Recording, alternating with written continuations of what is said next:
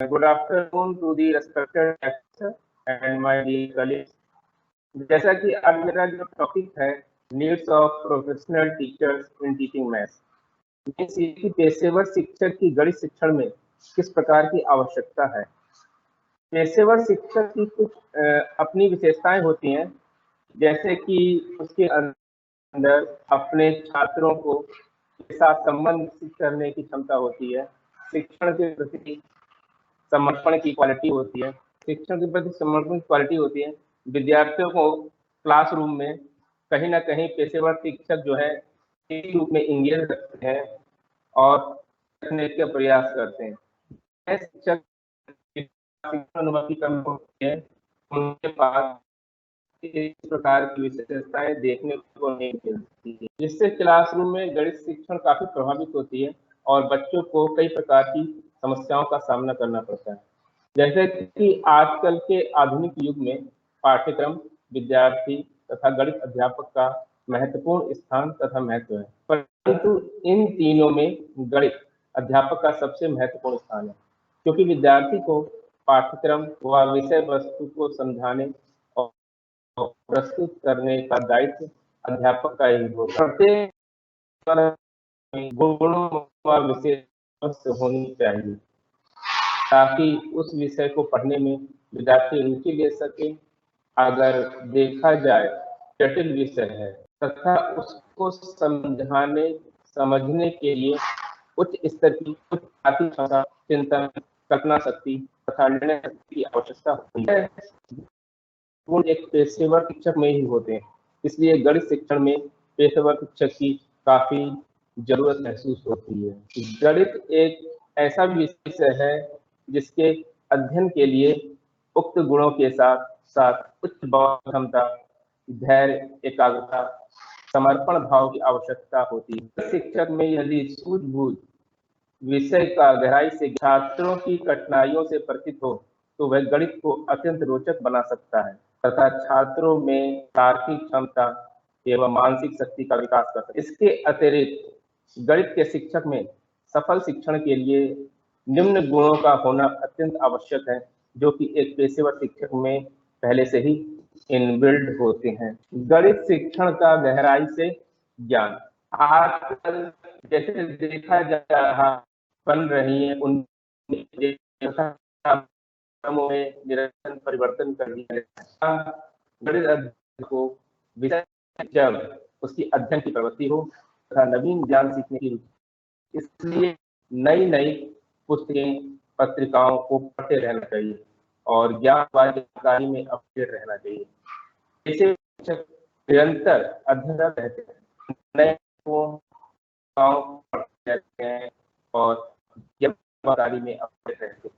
इसलिए पेशेवर शिक्षक का अपना बच्चों के लिए काफी लाभदायक होता है। अगर पेशेवर शिक्षक में व्यवसायिक दृष्टिकोण का भी होना बहुत जरूरी है, जैसा कि यह युग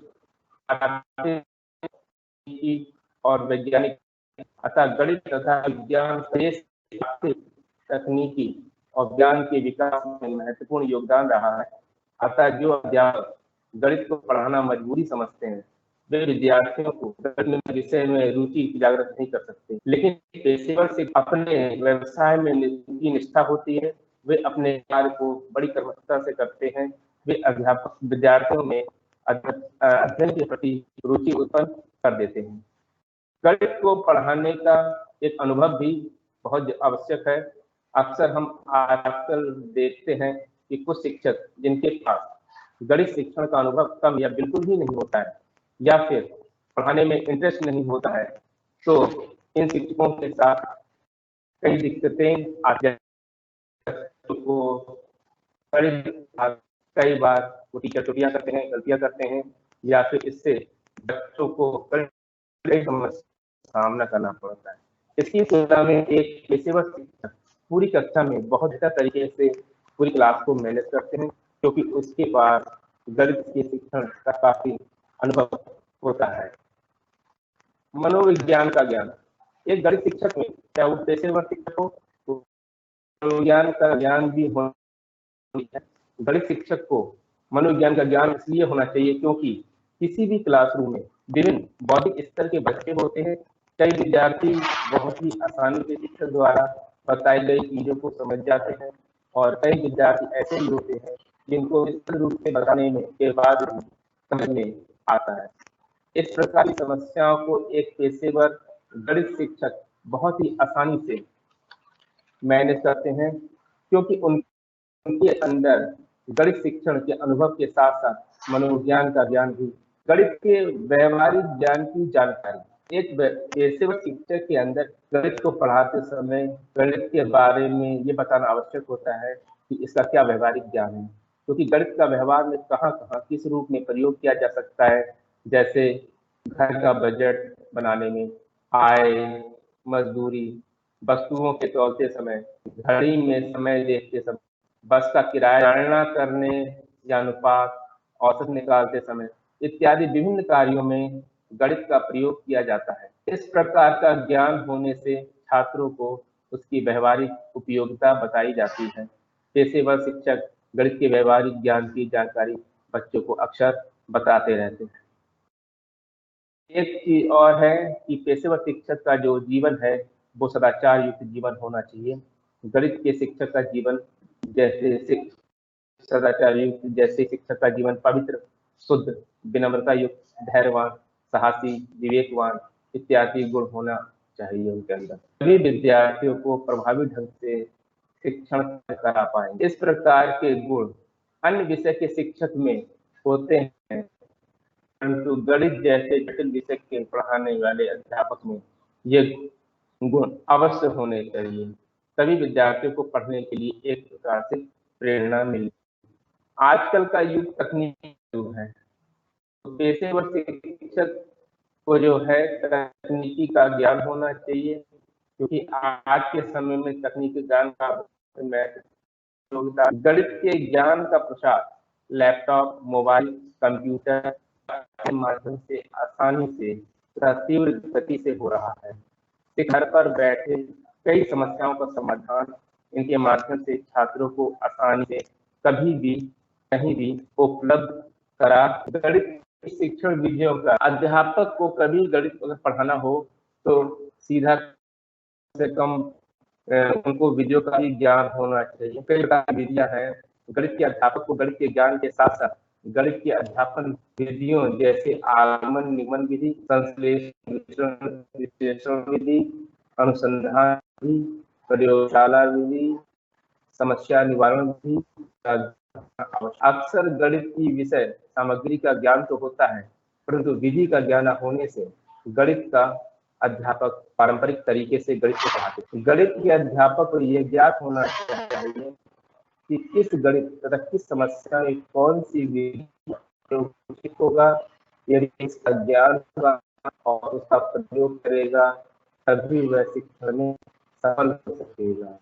वस्तु गणित की शाखाएं जैसे बीजगणित, अंकगणित, ज्यामिति, त्रिकोणमिति इत्यादि इन सभी अध्यापक को अध्ययन कराना चाहिए। इसे सामग्री में आपस में ज्यादा समानता, इसलिए उसको समझना होगा कि गणित की किस विधि उपयुक्त है।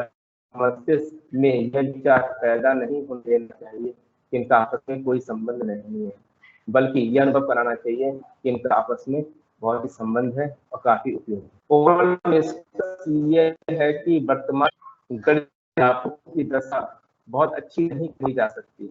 वैसे तो वर्तमान दृष्टि को कहा जा सकता है कि आज की स्थिति में कोई भी अध्यापक स्वेच्छा से करने के लिए तैयार नहीं होता है। वह अध्यापक तभी बनता है जब अन्य व्यवसाय जैसे इंजीनियर, डॉक्टर, प्रशासनिक अधिकारी इसी पर योग्य प्रतिभाएं अन्य क्षेत्रों में तैयार हैं और निम्न स्तर की प्रतिभाएं अध्यापक व्यवसाय का चयन। इस प्रकार जो मनुष्य अनिच्छा से अध्यापक व्यवसाय का चयन करता है तो वह विद्यार्थियों को रुचि पूर्वक नहीं पढ़ा पाता है और ना ही उसमें उस विषय का पूर्ण ज्ञान प्राप्त करने का प्रयास। इसके अलावा महानगरों में जो गणित के अध्यापक नियुक्त होते हैं वे गांव में जाना पसंद नहीं करते, क्योंकि नगरों तथा महानगरों में प्राइवेट ट्यूशन कराकर वे और अधिक धन कमाने की लालसा रखते हैं। अतः इसका समाधान यह हो सकता है कि अध्यापक व्यवसाय विशेष इसके साथ ही जिससे वे ट्यूशन की ओर ध्यान न देकर कक्षा में ही विद्यार्थियों को पूर्ण समर्पण, एकाग्रता तथा परिश्रम के साथ अध्ययन कराना। इस पर जो पेशेवर शिक्षक होते हैं उनके गणित को पढ़ाने के लिए जो उपयुक्त बताए गए गुण आवश्यक हैं, चाहे व्यवसायिक दृष्टिकोण हो, चाहे गणित को पढ़ाने का अनुभव हो, चाहे मनोविज्ञान, चाहे जीवन हो, चाहे तकनीकी विज्ञान, ये सब अगर पेशेवर शिक्षक के अंदर होते हैं तो वो गणित शिक्षण को बहुत ही अच्छे से करा सकता है और बच्चों को भी गणित के बारे में बड़े अच्छे समझा सकता है और बच्चा भी गणित के बारे में अच्छे से समझ पाएगा। थैंक्स मैं समय। आपने बहुत ही विस्तृत तरीके से इस बात को समझाने का प्रयास किया कि किस तरह से गणित को पढ़ाने के लिए professional, thank you sir, professional teacher की आवश्यकता होती है और आपने काफ़ी डिटेल्ड तरीके से अपनी स्लाइड में लिख रखा हुआ है। तो thank you so much sir, आपने इतनी मेहनत करी इस प्रेजेंटेशन को बनाने में। Thank you sir. परम आदरणीय अजय सर और इस वेबिनार से जुड़े हुए सभी संबंधित साथी, मैं रजनी सिंह, प्रवक्ता डाइट आगरा, और आज मेरा जो वेबिनार में प्रेजेंटेशन का टॉपिक था वो था इनइक्वालिटी यानी असमानता। तो आज हम थोड़ा सा देखेंगे कि असमानता क्या होती है और इसके कितने टाइप्स होते हैं और हमारे यहाँ कितने प्रकार की असमानता व्याप्त है। तो अगर हम बात करें सबसे पहले असमानता की, तो जो हमारी असमानता है, जैसा कि इस शब्द से ही पता चल रहा है कि असमान यानी कि किसी चीज का समान ना होना। अगर इसकी एक प्रॉपर डेफिनेशन देखेंगे तो संयुक्त राष्ट्र संघ ने इसकी एक डेफिनेशन दी कि जो असमानता होती है वो विशेष रूप से स्थिति, अधिकार और अवसरों में समान ना होने की स्थिति को कहा जाता है। यानी कि एक व्यक्ति है या हमारे यहाँ जितने लोग हैं उन सबको बराबर के अधिकार अगर नहीं मिलते किसी क्षेत्र में, समान अवसर नहीं मिलते किसी क्षेत्र में, तब हम कहेंगे कि हमारे यहाँ जो है असमानता व्याप्त है। असमानता दो प्रकार की होती है, आर्थिक असमानता और सामाजिक असमानता। तो सबसे पहले अगर हम बात करें आर्थिक असमानता की, तो हम अगर देखें कि हम देखते हैं कि हमारे यहाँ समाज में जितने व्यक्ति रहते हैं या व्यक्तियों के जितने समूह रहते हैं, उन सबके बीच आय और अवसर हैं उनमें समानता नहीं पाई जाती। मतलब व्यक्तियों की आय में जो इनकम उन्हें मिल रही है, जिस वर्क से उन्हें इनकम मिल रही है, उन सब में डिफरेंस है और उनका काम करने का अलग अलग तरीका है। सब अलग अलग काम करते हैं और उस काम के आधार पर उन्हें जो इनकम मिलती है उसमें भी अंतर पाया जाता है। तो अगर हम आर्थिक असमानता की कह रहे हैं तो हम यहाँ ये कहेंगे जब व्यक्तियों को या समूह या हमारे यहाँ जितने भी पर्सन हैं, अगर उनकी आय में डिफरेंस है या उनको अवसर नहीं मिल रहा है समान, तब हम ये कहेंगे कि हमारे यहाँ आर्थिक असमानता है। इसी तरीके से अगर हम सामाजिक असमानता की बात करें तो हम ये देखते हैं कि हमारे यहाँ कई धर्मों को मानने वाले लोग रहते हैं, कई जातियों के लोग रहते हैं। सब लोगों का अपना अपना रहने का अलग अलग तरीका होता है और इस तरीके के आधार पर अगर हम ये कहें कि हमारे यहाँ जितनी तरीके या जितने धर्म के मानने वाले लोग रहते हैं या जितनी जातियों के लोग रहते हैं, उन सब का अगर हम देखें तो हमारे जो सामाजिक मानदंड हैं उनके आधार पर अगर हम बात करेंगे तो समाज में इन सभी के पास जो सामाजिक संसाधन है वो जो है समान रूप से उनका बंटवारा इनके बीच नहीं होता है ना। तो हम ये कहेंगे कि समाज में जितने तरीके के लोग हैं या जितनी भी जातियों को मानने वाले लोग रहते हैं, जब उनको सामाजिक संसाधन जो है बराबर की मात्रा में नहीं मिलते, तब हम कहेंगे कि हमारे समाज में भी असमानता व्याप्त है। अब हम आगे बात करते हैं, अगर हम असमानता को कह रहे हैं कि हमारे यहाँ सामाजिक और आर्थिक दो तरीके की असमानता होती है, तो हम सबसे पहले अगर हम बात करें कि भारत में जो असमानता के आयाम है उनको हमने दो भागों में बांटा। जैसे भारत में आर्थिक असमानता के भी कई रूप और सामाजिक असमानता के भी। तो वैसे आर्थिक असमानता की अगर हम बात करें तो आय और अवसर दोनों को लेंगे, और अगर हम दोनों की अलग अलग बात कर रहे हैं जैसे आर्थिक असमानता और सामाजिक असमानता, तो ये दोनों आपस में एक दूसरे से जुड़ी हुई हैं, दोनों चीजें अलग अलग नहीं है।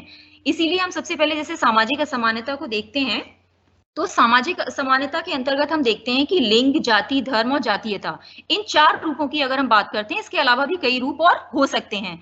अगर हम सबसे पहले लिंग की असमानता की बात करें तो हम ये देखेंगे कि लैंगिक असमानता क्या है। तो अगर हम लैंगिक असमानता की बात करते हैं तो लैंगिक असमानता का मतलब होता है कि लैंगिक आधार पर यानी कि लिंग के आधार पर जब जैसे स्त्री और पुरुष ये दो लिंग हैं, जब इनके आधार पर कोई भेदभाव किया जाता है तब हम कहेंगे कि हमारे यहाँ लैंगिक असमानता है। और हम ये देखते भी हैं कि लैंगिक आधार पर हमारे यहाँ जो महिलाएं हैं उनके साथ भेदभाव होता भी है। और जो हमारे समाज में प्राचीन समय में जो भेदभाव बहुत ज्यादा हुआ करता था, धीरे धीरे उसमें थोड़ा कमी आ रही है, लेकिन हम ये पूरा तरीके से नहीं कह सकते कि हमारे यहाँ लैंगिक असमानता नहीं है, है ना। तो लैंगिक असमानता, अगर हम अभी हाल ही की रिपोर्ट की एक बात करें, एक वैश्विक लैंगिक अंतराल रिपोर्ट 2020 के अनुसार अगर हम देखेंगे तो हमारे यहाँ जैसे भारत में 153 देशों में अगर हम देखें तो भारत का जो स्थान है वो 112वें नंबर पर है। तो इससे हम ये साफ तौर पर अंदाजा लगा सकते हैं कि हमारे यहाँ जो लैंगिक भेदभाव है उसकी जड़ें काफी मजबूत हैं, यानी अभी भी हमारे यहाँ लैंगिक असमानता पूरी तरीके से समाप्त नहीं हुई है। और साथ ही अगर हम इस रिपोर्ट के आंकड़ों के अनुसार अगर हम देखें तो जो लैंगिक असमानता के जो आंकड़े हमारे सामने आए वो वास्तव में एक चिंताजनक आंकड़े हमारे सामने आए। जैसे हम कह रहे हैं यहाँ पर कि जो हमारे यहाँ लैंगिक असमानता है वो आज भी व्याप्त है। तो अगर हम इसको मापने के पैरामीटर की बात करें तो ये 4 पैरामीटर होते हैं जिसके द्वारा हम लैंगिक असमानता का मापन कर सकते हैं, जिसमें सबसे पहला आर्थिक भागीदारी और अवसर की समानता से लेकर है, दूसरा स्वास्थ्य और अस्तित्व से लेकर, तीसरा शैक्षिक प्राप्ति और चौथा आर्थिक सशक्तिकरण। अब हम सबसे पहले ये देखते हैं कि हम जो 4 पैरामीटर हमने बताया लैंगिक असमानता का, उसके जो आंकड़े जो हमारी वैश्विक अंतराल रिपोर्ट 2020 आई तो उसके अनुसार अगर हम बात करें तो उसमें जो हमारे 4 पैरामीटर हैं उसकी क्या रिपोर्ट आई या रिपोर्ट में इन आधार पर लैंगिक असमानता कितनी है, ज्यादा है, कम है, इसको थोड़ा सा जानने का प्रयास करेंगे। तो हमारी जो वैश्विक लैंगिक अंतराल रिपोर्ट 2020 आई उसके अनुसार जो महिलाएं हैं, जो महिलाओं का स्वास्थ्य है और उनकी जो कहें हम आर्थिक भागीदारी है उसके मामले में अगर हम बात करें तो जो हमारा भारत है उसका स्थान अगर हम देखें तो वो 150वें स्थान पर आता है। और इस स्थान को देखकर ही हम ये अंदाजा लगा सकते हैं कि उनका जो प्रदर्शन है वो अभी भी कितना है, बहुत खराब है। मतलब हमारी जो लैंगिक असमानता की रिपोर्ट आई और उसमें हम ये देख रहे हैं कि आर्थिक क्षेत्र में हमारे यहाँ से कितनी महिलाएं भागीदारी कर रही हैं, तो इस रिपोर्ट के अकॉर्डिंग अगर हम देखें तो भारत का जो स्थान है वो 150वां स्थान उसने प्राप्त किया। अगर हम भारत की तुलना में उसके जितने भी पड़ोसी देश हैं अगर उनका जो प्रदर्शन देखते हैं तो वो उससे काफी अच्छा रहा। अगर हम बांग्लादेश की बात करते हैं तो बांग्लादेश को 50वां स्थान वहां प्राप्त हुआ, जहां नेपाल को 101 स्थान प्राप्त हुआ। इसी तरीके से चीन है, इंडोनेशिया है, श्रीलंका है, इनमें भी अगर हम कंपैरिजन करें भारत के कंपैरिजन में अगर इन सबको देखें तो इनका स्थान काफी नीचे है ना। तो भारत की अगर हम बात कर रहे हैं तो उसका जो स्थान 150वां स्थान है, इसके आधार पर हम ये कह सकते हैं कि हमारे यहाँ जो है अगर हम देखें कि महिलाओं की आर्थिक क्षेत्र में जो भागीदारी है वो अभी भी बहुत कम है। अगर हम दूसरा पैरामीटर जो हम बता रहे थे, दूसरा पैरामीटर की जो बात कर रहे हैं, जैसे हमने की कि महिलाओं को अगर हम देखें शैक्षिक प्राप्ति, है ना, तो महिलाओं के लिए शैक्षिक, इस रिपोर्ट में जो आंकड़े आए उनमें बताया गया कि महिलाओं के लिए जो शैक्षिक अवसरों की उपलब्धता है उसमें भी जो भारत का स्थान है वो विश्व में 112वां स्थान है, जबकि इस मानक पर वर्ष 2018 जो था उसमें भारत का स्थान 114वां स्थान था और 2017 में 112वें स्थान पर रहा। कहने का मतलब ये है कि अगर हाल ही की रिपोर्ट की हम बात कर रहे हैं तो अभी भी हमारा जो स्थान है वो 112वां है और 2018 में जो 114वां स्थान था उससे बहुत ज्यादा कमी अभी इसमें नहीं आई है। यानी कि अभी भी हमारे देश में अगर देखें तो शैक्षिक दृष्टि से या शैक्षिक प्राप्ति की दृष्टि से अभी भी उन दोनों में अंतर है काफी। अगर हम आगे देखें कि महिलाओं की आर्थिक सशक्तिकरण, या फिर हम ये कहें कि जो हमारे यहाँ महिलाएं हैं वो आर्थिक क्षेत्र में कितना योगदान कर रही हैं, अगर इस दृष्टि से देखें तो ये जो रिपोर्ट आई उस रिपोर्ट में ये चीज लिखी हुई थी कि 2016 में जब पहली बार आंकड़े प्रकाशित हुए उनकी तुलना में अगर हम अब की बात करें तो जो आर्थिक क्षेत्र में महिलाओं के लिए जो सक्रिय भागीदारी है उसके अवसर जो है काफी कम मिल रहे हैं उन्हें। है ना। तो जो 153 जो देश हैं उनमें जो सर्वे किया गया उसमें केवल हमारा जो भारत देश था वो एक ऐसा देश था जहां आर्थिक क्षेत्र में महिलाओं की भागीदारी का जो प्रतिशत था वो हमारे यहाँ अगर हम कहें कि पॉलिटिकल क्षेत्र में महिलाओं की भागीदारी से काफी कम रहा। मतलब पॉलिटिकल क्षेत्र में थोड़ा आगे बढ़ रही है महिलाएं, लेकिन आर्थिक क्षेत्र में जब इस रिपोर्ट के अकॉर्डिंग अगर हम देखें तो आंकड़े जो है हमारे ये बता रहे हैं कि अभी भी आर्थिक क्षेत्र में महिलाओं का जो योगदान है वो बहुत कम पीछे रहा है। ठीक, और आगे अगर हम बात करें कि राजनीतिक सशक्तिकरण यानी कि राजनीतिक क्षेत्र में उनकी भागीदारी कितनी है, तो इस रिपोर्ट के अकॉर्डिंग जो भारत का प्रदर्शन है वो काफी बेहतर रहा और भारत का जो स्थान है वो 18वां स्थान भारत ने प्राप्त किया। लेकिन हम ये नहीं कहेंगे कि भारत को 18वां स्थान मिल गया तो भारत जो है राजनीतिक क्षेत्र में भी उसका जो प्रदर्शन है बेहतर तो हो रहा है ना। लेकिन हम ये कहें कि महिलाएं जो हैं राजनीति में सक्रिय भागीदारी जो कर रही हैं वो उनका जो प्रतिशत है वो अभी भी थोड़ा सा कम है।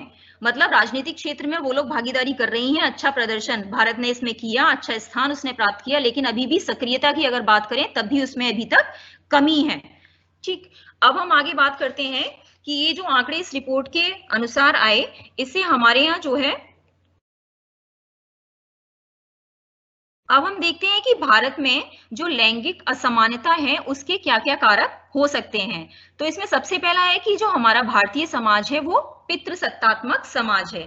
मतलब हम लोग ये मानते हैं कि हमारे यहाँ जो हमारे जो समाज है या हमारे जो परिवार का नाम है वो हमारे पिता के नाम से, मतलब पितृसत्तात्मक जो व्यवस्था प्राचीन काल से चली आ रही है वही व्यवस्था आज भी हमारे यहाँ जो है चल रही है, जिसके कारण जो कहना चाहिए कि जो पितृसत्तात्मक व्यवस्था है उसके कारण जो है लोगों की जो मानसिकता है वो अभी भी क्या है, एक जटिल मानसिकता बनी हुई है। मतलब महिलाएं हर क्षेत्र में थोड़ा आगे बढ़ने का प्रयत्न कर रही हैं और बढ़ भी रही हैं, लेकिन हम अगर पूरी तरीके से कहें कि जो हमारे यहाँ जो कहते हैं कि हमारे परिवार का नाम जो है वो केवल क्या है, हमारे पिताजी के नाम से चल रहा है, हमारा वंश जो है हमारे भाइयों के नाम से चल रहा है, तो मतलब ये जो मानसिकता पहले से लोगों की बनी रही है उसमें अभी तक जो है कमी नहीं आई है। और अभी भी हम ये देखते हैं कि जो महिलाएं हैं, अगर परिवार में महिलाएं हैं या हमारी कहें कि हमारे घर में जितनी भी महिलाएं होती हैं उनको केवल ये समझा जाता है कि वो केवल एक जिम्मेदारी है ना। तो जिम्मेदारी समझ के ही सारे कर्तव्यों का निर्वहन किया जाता है, जिससे महिलाओं के प्रति जो सोच अभी तक बनी हुई है उसको हम थोड़ा सा बदल नहीं पाए हैं। इसमें हालांकि प्रयास धीरे धीरे हो रहा है, जैसा कि अभी 3 तलाक वाला जो कानून बना उसके द्वारा महिलाओं की कहना चाहिए अस्तित्व की ओर थोड़ा ध्यान दिया जा रहा है और उनको हर क्षेत्र में आगे आने, उनकी जो कहना चाहिए कि अपनी समस्याएं जो हैं उनको भी थोड़ा सा उजागर करने का प्रयास किया जा रहा है और उन समस्याओं से वो लोग कैसे बच सकते हैं इसके भी जो है इसके लिए भी नए नए कानून बन रहे हैं। जैसे कि अभी हाल ही में 3 तलाक का एक कानून बनाया गया है ना। तो कहने का मतलब ये है कि लैंगिक असमानता जो है इसीलिए क्योंकि हमारा जो सोच बना हुआ है वो यही बना हुआ है कि हमारा जो समाज है वो एक पितृसत्तात्मक मानसिकता जो अभी भी हमारे समाज में चल रही है, यानी कि केवल महिलाएं एक जिम्मेदारी हैं, इसीलिए हम उनके साथ ये व्यवहार कर रहे हैं या आगे बढ़ा रहे हैं। तो महिलाओं को कहने का मतलब ये है कि केवल एक जिम्मेदारी के रूप में माना जा रहा है और जो प्राचीन काल में जो रूढ़िवादिता बनी हुई थी महिलाओं को लेकर कि उसे यहाँ नहीं जाना चाहिए, वहां नहीं जाना चाहिए, इस सोच में भी बहुत ज्यादा सुधार अभी तक नहीं आ पाया है। ऐसे ही अगर हम दूसरी बात करें तो दूसरा है हमारा पारिवारिक संपत्ति पर महिलाओं का अधिकार प्रचलन में नहीं है। वैसे तो अगर हम बात करते हैं अगर हम बात करें वैधानिक स्तर पर या कानून की दृष्टि से अगर हम बात करें तो सर्वोच्च न्यायालय ने जो है संपत्ति पर महिलाओं का समान अधिकार दिया हुआ है, लेकिन अगर हम व्यवहारिकता की बात करते हैं तब हम यही देखते हैं कि जो पारिवारिक संपत्ति है उसका जो उस पर जो महिलाओं का अधिकार है वो भी अभी प्रचलन में नहीं है। यानी कि अगर हम ये कहें कि हमें ऊपर से तो यानी कि हमारे लिए ये तो है, सर्वोच्च न्यायालय ने ये आदेश जारी कर दिया कि महिलाओं की बराबर में मतलब जो है भागीदारी होगी संपत्ति पर पिता की, ये चीज चल रही है। लेकिन अगर हम व्यवहारिकता की बात करते हैं तो वैसे तो महिलाएं अपने कहें कि अपने जैसे शादी होने के बाद अगर वो किसी दूसरे परिवार में चली गई हैं तो अपनी पिता की जो संपत्ति है उस पर कभी भी मांग नहीं करती हैं कि वो हमें मिलनी चाहिए, क्योंकि कहते हैं कि वो लोग ये सोचकर कि हमारा जो परिवार है वो अच्छे से चलता रहे, हमारे जो संबंध बने हुए हैं हमारे भाइयों के साथ वो अच्छे से बनते रहें, तो ये सारी चीजें भी चल रही हैं। तो मतलब कानून बन गया या हमें ये अधिकार मिल गया कि हमें भी संपत्ति पर अधिकार है, लेकिन फिर भी अगर हम देखें व्यवहारिकता की बात करें तो ये अधिकार अभी भी महिलाओं को प्रचलित कहें कि अभी भी महिलाओं के लिए लागू नहीं है पूरी तरीके से। अगर हम बिल्कुल कहें कि बिल्कुल प्रैक्टिकली अगर बात करते हैं तो अगर हम अब आगे अगर हम देखें कि लैंगिक समानता का जो कारक है उसमें अगर हम तीसरे कारक की बात करें तो वो है हमारा महिलाओं की जो महिला श्रम शक्ति है और जो कार्य सहभागिता की जो दर है वो भी जो है अभी काफी कम है। यानी कि कहने का मतलब ये है कि जो हमारी भारतीय अर्थव्यवस्था है उसमें जो महिला श्रम शक्ति है और जो कार्य करने में उसकी सहभागिता है या वर्क में जो पार्टिसिपेशन वो करती है उसकी दर काफी कम आई गई है। और ऐसी परिस्थितियों में जो आर्थिक मापदंड है उसमें महिलाओं की जो निर्भरता है वो पुरुषों पर ही बनी हुई है अभी तक, है ना। इसीलिए अगर हम चौथे कारक की बात करें तो वो है महिलाओं के रोजगार की अंडर रिपोर्टिंग।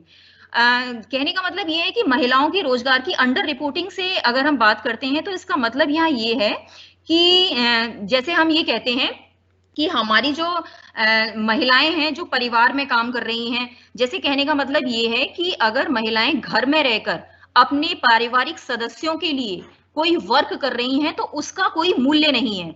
लेकिन अगर एक पुरुष बाहर जाकर नौकरी कर रहा है और उसे वहां से अगर कोई आय मिल रही है तो हम ये कहेंगे कि वो मूल्य, उसने जो अपना समय दिया, उसने जो चाहे वो फिजिकली हो चाहे मेंटली हो वो जितना समय दे रहा है, हम ये कह रहे हैं कि उसने जो है उसके बदले में उसे जो इनकम मिली है ना, तो उसका कहने का मतलब ये है कि फिजिकली और मेंटली वो जितना टाइम दे रहा है अगर किसी स्थान पर तो उसका मूल्य है ना, और उसके बदले में उसे इनकम भी मिल रहा है। लेकिन अगर हम ये कहें कि हमारी जो महिलाएं हैं वो घर में काम करती हैं, चाहे वो पापा के लिए, मम्मी के लिए, अपने बच्चों के लिए, अपने पति के लिए, चाहे कितना भी काम करें, लेकिन हम उनके मूल्य को आंकते नहीं हैं। हम ये नहीं कहेंगे कि उनका कोई मूल्य है, क्योंकि उसके बदले में उन्हें कोई इनकम नहीं मिलता है। वो केवल अपने परिवार के लिए बिना इनकम के ही वर्क करती हैं। कहने का मतलब ये है कि अगर हम बात करें अपने जीडीपी की, अगर हम बात करें तो उनका जो वर्क होता है और उसका कोई मूल्य नहीं होता और उसको जो है हमारी जीडीपी में काउंट नहीं किया जाता, है ना। तो इसीलिए हम ये कहते हैं कि जो महिलाएं हैं उनकी रोजगार की अंडर रिपोर्टिंग, मतलब वो काम कर रही हैं लेकिन उन्हें कोई कहते हैं कि उसका कोई मूल्य नहीं है। उन्हें ये मानकर कि ये तो इनका करने का काम है इसीलिए वो काम कर रही हैं, ये मानकर ये माना जाता है और ये होता भी है क्योंकि उनको इसके बदले में कोई इनकम नहीं मिल रहा है। केवल ये है कि हाँ मतलब लोगों की कहते हैं कि अगर किसी ने, हम बहुत अच्छा काम कर रहे हैं अपने परिवार में तो हमारी तारीफ हमारे घर वालों ने कर दी, हमारे लिए केवल इतना ही काफी रहता है। तो इसके लिए कहने का मतलब ये है कि महिलाएं जो वर्क कर रही हैं अपने घर में उसका कोई भी वैल्यू नहीं है ना। और अगर हम चौथे कारक, इसमें हम पांचवें कारक की बात करें तो वो है हमारा उच्च शिक्षा तथा व्यावसायिक शिक्षा के क्षेत्र में महिलाओं का जो नामांकन है वो पुरुषों की तुलना में कम है।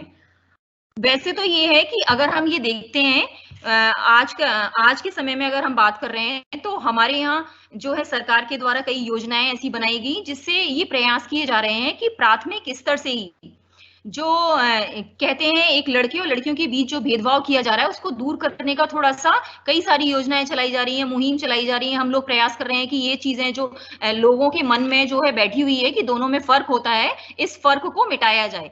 तो इससे अगर हम देखें तो धीरे धीरे सारी चीजों में सुधार भी आ रहा है। अगर हम कोई कार्यक्रम चला रहे हैं उसके माध्यम से लोगों को जागरूक कर रहे हैं तो लोगों की सोच में थोड़ा सा परिवर्तन भी आ रहा है। लेकिन अगर हम ये कहें कि एकदम से उनकी सोच को परिवर्तित कर दिया जाए तो ऐसा बिल्कुल संभव नहीं है। इसीलिए क्या है कि कई योजनाओं के माध्यम से बहुत सारी योजनाएं चलाई गई जिससे कि जैसे कि हम कहते हैं कि प्राइमरी में हमारा जो है निःशुल्क और अनिवार्य शिक्षा अधिनियम के तहत जो है फ्री शिक्षा मिलेगी, फ्री एजुकेशन मिलेगी। तो बच्चों का जो नामांकन है वो धीरे धीरे जो है लड़के और लड़कियों का थोड़ा सा बढ़ रहा है, बराबर पे थोड़ा सा। लेकिन हम ये बिल्कुल नहीं कहेंगे कि वो बराबर हो गया है। तो कहने का मतलब ये है कि प्राइमरी से लेकर अगर हम माध्यमिक तक की बात करते हैं तो लैंगिक समानता की स्थिति थोड़ी धीरे धीरे हम प्राप्त कर रहे हैं। लेकिन अगर हम उच्च शिक्षा की तरफ अगर ज्यादा चले जाएं तो वहां हम देखते हैं कि ऐसा नहीं है कि धीरे धीरे जो अंतर कम हो रहा है, माध्यमिक स्तर तक तो इस अंतर में थोड़ी सी कमी आई है, लेकिन उच्च शिक्षा में अभी भी यही स्थिति बनी हुई है कि हम ये नहीं कह सकते कि पुरुषों के मुकाबले में महिलाओं का नामांकन ज्यादा है या दोनों की बराबरी है। अभी उस स्तर पर पहुंचने में थोड़ा सा टाइम बहुत ज्यादा लगेगा, क्योंकि एकदम से हम अपने समाज की सोच को, उनकी मानसिकता को नहीं बदल सकते हैं। अब हम आगे जो है बात करते हैं कि लैंगिक असमानता को समाप्त करने के प्रयास पर।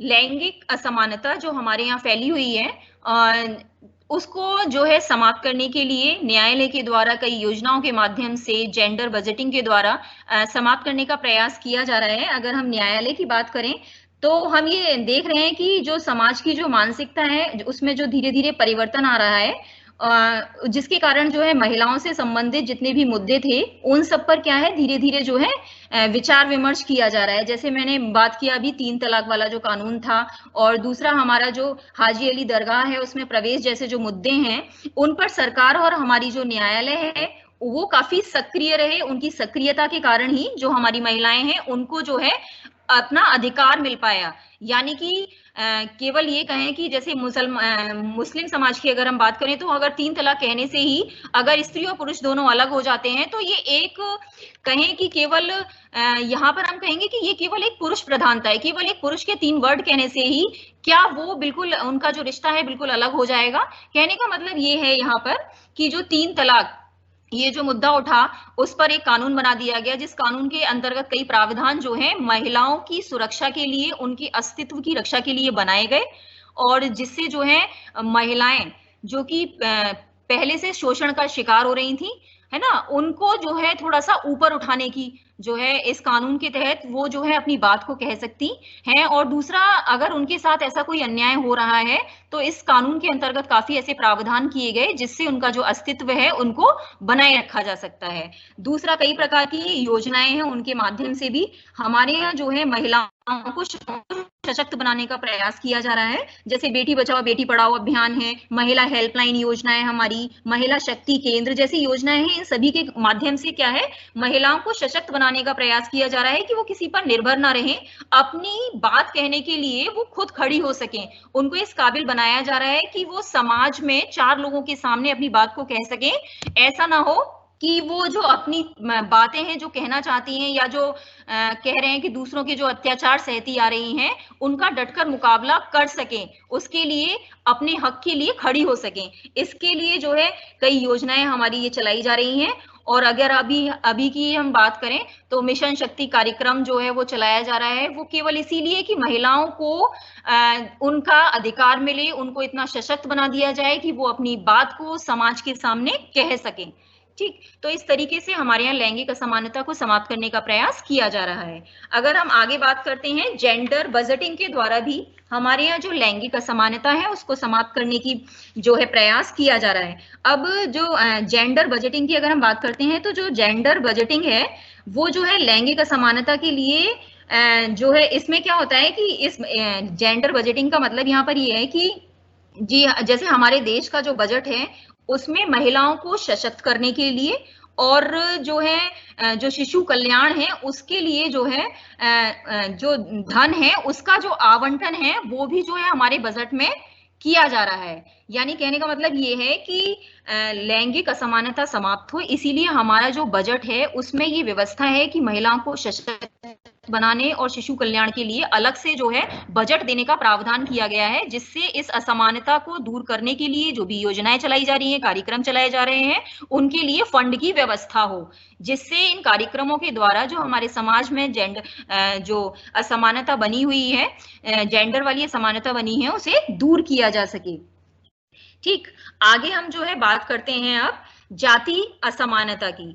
जैसे हमने कहा कि हम सामाजिक असमानताओं की बात कर रहे हैं, तो हमने उसमें सबसे पहले लैंगिक असमानता की बात की कि जैसे लैंगिक असमानता भी अभी हमारे यहाँ विद्यमान है, कैसे उनको जो है दूर करने का प्रयास किया जा रहा है, उनके कौन कौन से कारक हैं जिसके कारण लैंगिक असमानता अभी भी हमारे यहाँ बनी हुई है। अब हम आगे जो है बात करते हैं, वो बात करते हैं हम जाति असमानता की। जातीय असमानता भी हमारी जो सामाजिक असमानता है उसका एक कहें एक पार्ट है। और हम सब ये जानते हैं कि जो हमारा जो भारतीय समाज है उसमें जितनी भी समस्याएं हैं उनमें हमारी जो जाति की समस्या है वो शुरुआत से ही, प्रारंभिक समय से ही काफी प्रमुख समस्या बनी रही है। और जाति संबंधी जो असमानताओं का इतिहास है वो भी काफी पुराना है हमारे यहाँ। अगर हम जाति असमानता की बात करते हैं तो हम ये कहते हैं कि प्राचीन समय से ही जैसे हमारे यहाँ जो है अलग अलग जातियां मतलब अलग अलग जो है वर्ण व्यवस्था हमने जैसे देखी, उसमें 4 वर्गों में जो है जो व्यक्ति हैं उनको बांट दिया गया, उनके अलग अलग काम कर दिए गए और जाति के अनुसार हर व्यक्ति का अपना अलग अलग काम था और सभी लोग अपने अपने कामों को करते थे, कोई दूसरे कार्य में हस्तक्षेप नहीं करता था, है ना। तो ये चीजें जो पहले बनाई गई थी, अभी की अगर हालिया बात करेंगे तो इन सब चीजों में थोड़ा थोड़ा सा बदलाव आ रहा है। लेकिन अगर हम ये कहें कि ये सारी चीजें पूरी तरीके से समाप्त कर दी गई हैं या हमारे यहाँ जो है संविधान में इस चीज का है कि जाति के आधार पर किसी के साथ भेदभाव नहीं किया जाएगा, कानून बना दिया गया, तो हर चीज में बहुत ज्यादा कमी नहीं आई है। अभी भी थोड़ी जगह कहीं ना कहीं ऐसी चीजें अभी जो है कहते हैं कि समाज में व्यक्तियों के दिमाग में ये चीज फिट है कि हम इस जाति के हैं, हमारा ये काम है ना। तो ये चीज कहें कि जब से हमारे यहाँ जो है वर्ग के आधार पर, पहले जैसे जाति के आधार पर थोड़ा सा अंतर होता था, अब वर्ग के आधार पर मतलब जैसा व्यक्ति जो काम कर रहा है उसके आधार पर उसका जो है मूल्यांकन होता है कि ये व्यक्ति इस वर्ग में आता है। तो कहने का मतलब ये है कि हमारे यहाँ जातिगत असमानताएं जो पहले से बनी हुई थी उनकी धीरे धीरे सोच जो है लोगों की बदल रही है, उसमें काफी कमी भी आ रही है। लेकिन पूरी तरीके से इस चीज को हम ये कहें कि ये समाप्त हो गया है तो ऐसा नहीं है। और इसके ना समाप्त होने का मेन कारण यही है कि जो हमारी जो धार्मिक और परंपरावादी हमारा जो जीवन है, हम शुरू से ही मानते हैं कि हमारा, अगर हमने हमारे जो हिंदू धर्म है तो हमारी ये मान्यताएं हैं, अगर हम कहें मुस्लिम धर्म है हमारा तो हमारी ये मान्यताएं हैं। तो सभी धर्मों की अपनी अलग अलग मान्यताएं होती हैं और यही कोशिश की जाती है कि सब लोग अपनी धर्म की मान्यताओं को मानते हुए ही व्यवहार करें, है ना। तो जो जातिगत असमानता है उसका बेसिकली जो है बने रहने का मेन कारण यही है कि हमारे धर्म में अगर ये चीज लिखी हुई है तो हम उसी के अकॉर्डिंग अपना वर्क करेंगे, है ना। तो ये सारी चीजें जो है लोगों को उनकी जो मानसिकता है उसको थोड़ा सा बदलने में जो है पूरी तरीके से उसमें बदलाव नहीं आ पा रहा है, लोगों की जो मानसिकता बनी हुई है। इस कारण अगर लोगों की जो धार्मिक मान्यताएं हैं, हम ये नहीं कह रहे हैं कि उनको अपनी धर्म से संबंधित चीजों को नहीं मानना चाहिए, लेकिन आज का जो समय है उसमें हमें ये सारी चीजें माननी चाहिए कि सभी लोग हमारे समान हैं, हमारे यहाँ सभी धर्म समान हैं। बस यही है कि जो चीजें पहले से चली आ रही हैं उनको एकदम से हम लोग नहीं छोड़ सकते हैं, है ना।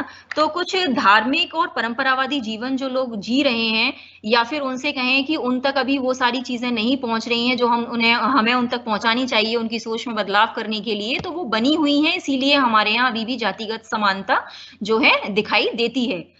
इसी तरीके से हम ग्रामीण अर्थव्यवस्था की बात करते हैं तो ग्रामीण अर्थव्यवस्थाएं हमारे यहाँ ये भी एक जो है कारण है असमानता के बने रहने का जातिगत। वो ये कि हम ये मान लेते हैं कि जैसे मान लीजिए हम ये जानते हैं कि हमारे यहाँ जो है ग्रामीण परिवेश में लोग ज्यादा रहते हैं हमारे यहाँ भारत में, और ग्रामीण परिवेश में जो लोग रहते हैं वो लोग बस यही मान लेते हैं कि अगर हमारे यहाँ कोई एक पुजारी है या हमारे यहाँ जो है पंच हैं, उन्होंने जो चीज कह दी हम केवल जो है उसी चीज पर फोकस करते हैं ना। उन्होंने कह दिया कि ये सही है तो हम उसी दिशा में चल देते हैं। हमारे गांव के लोग अगर उन तक कहें कि वो जो उन्होंने अपनी एक सोच बना रखी है, एक मेंटेलिटी बना रखी है कि ये एक पर्सन है, ये हमारा नेतृत्व कर रहा है, अगर इसने ये चीज बोला है तो ये सही है, और वो लोग उसी चीज पर अगर चल रहे हैं तो ये भी एक कारण है हमारे यहाँ जातिगत असमानता बने रहने का। ठीक, दूसरी अगर हम तीसरे कारण पर अगर हम बात करें तो जाति पर आधारित राजनीति। अब हम ये चीज देखते ही हैं कि जातिगत असमानता क्यों बनी हुई है, वो इसीलिए भी क्योंकि हमारे यहाँ जो है जाति पर आधारित लोग राजनीति। अब हम देख लेते हैं कि जैसे हमारे यहाँ कभी चुनाव होते हैं और हम देखते हैं कि हमारे वर्ग से अगर कोई वहां खड़ा हुआ है, हमारी जाति का कोई खड़ा हुआ है, तो ये लोगों को वो लोगों के घर जाकर या अपनी ही सेम जाति के लोगों के घर जाकर ये चीज कोशिश किया जाता है कि वो हमें ही वोट दे। उसे तरह के प्रलोभन दिए जाते हैं कि हम आ जाएंगे तो ये कर देंगे, हम आ जाएंगे तो वो। तो कहने का मतलब ये है कि अभी भी लोग जो है जातिगत राजनीति जो है थोड़ा सा अपने माइंड में फिक्स करके चलते हैं, जिससे जो समाज में रहने वाले लोग होते हैं उनको थोड़ा सा उनकी सोच को थोड़ा सा अपनी तरफ लाने का प्रयास करते हैं कि हम आपके वर्ग से हैं या हम आपकी जाति से हैं तो हमें आप वोट दीजिए, है ना। तो इस तरीके की राजनीति अगर चलती है तो ये सब कारण भी जो है लोगों के मन में जो जाति का भेदभाव है उसको बनाए रखने का एक मेन कारण है ना। तो ये भी एक कहें कि जातिगत असमानता का एक प्रमुख कारण है। दूसरा अगर हम कहें अंतर्विवाह का प्रचलन, तो जो अंतर्विवाह का जो प्रचलन है वो भी हमारे यहाँ है और इस कारण भी हमारे यहाँ जो है जातिगत असमानता अभी तक व्याप्त है।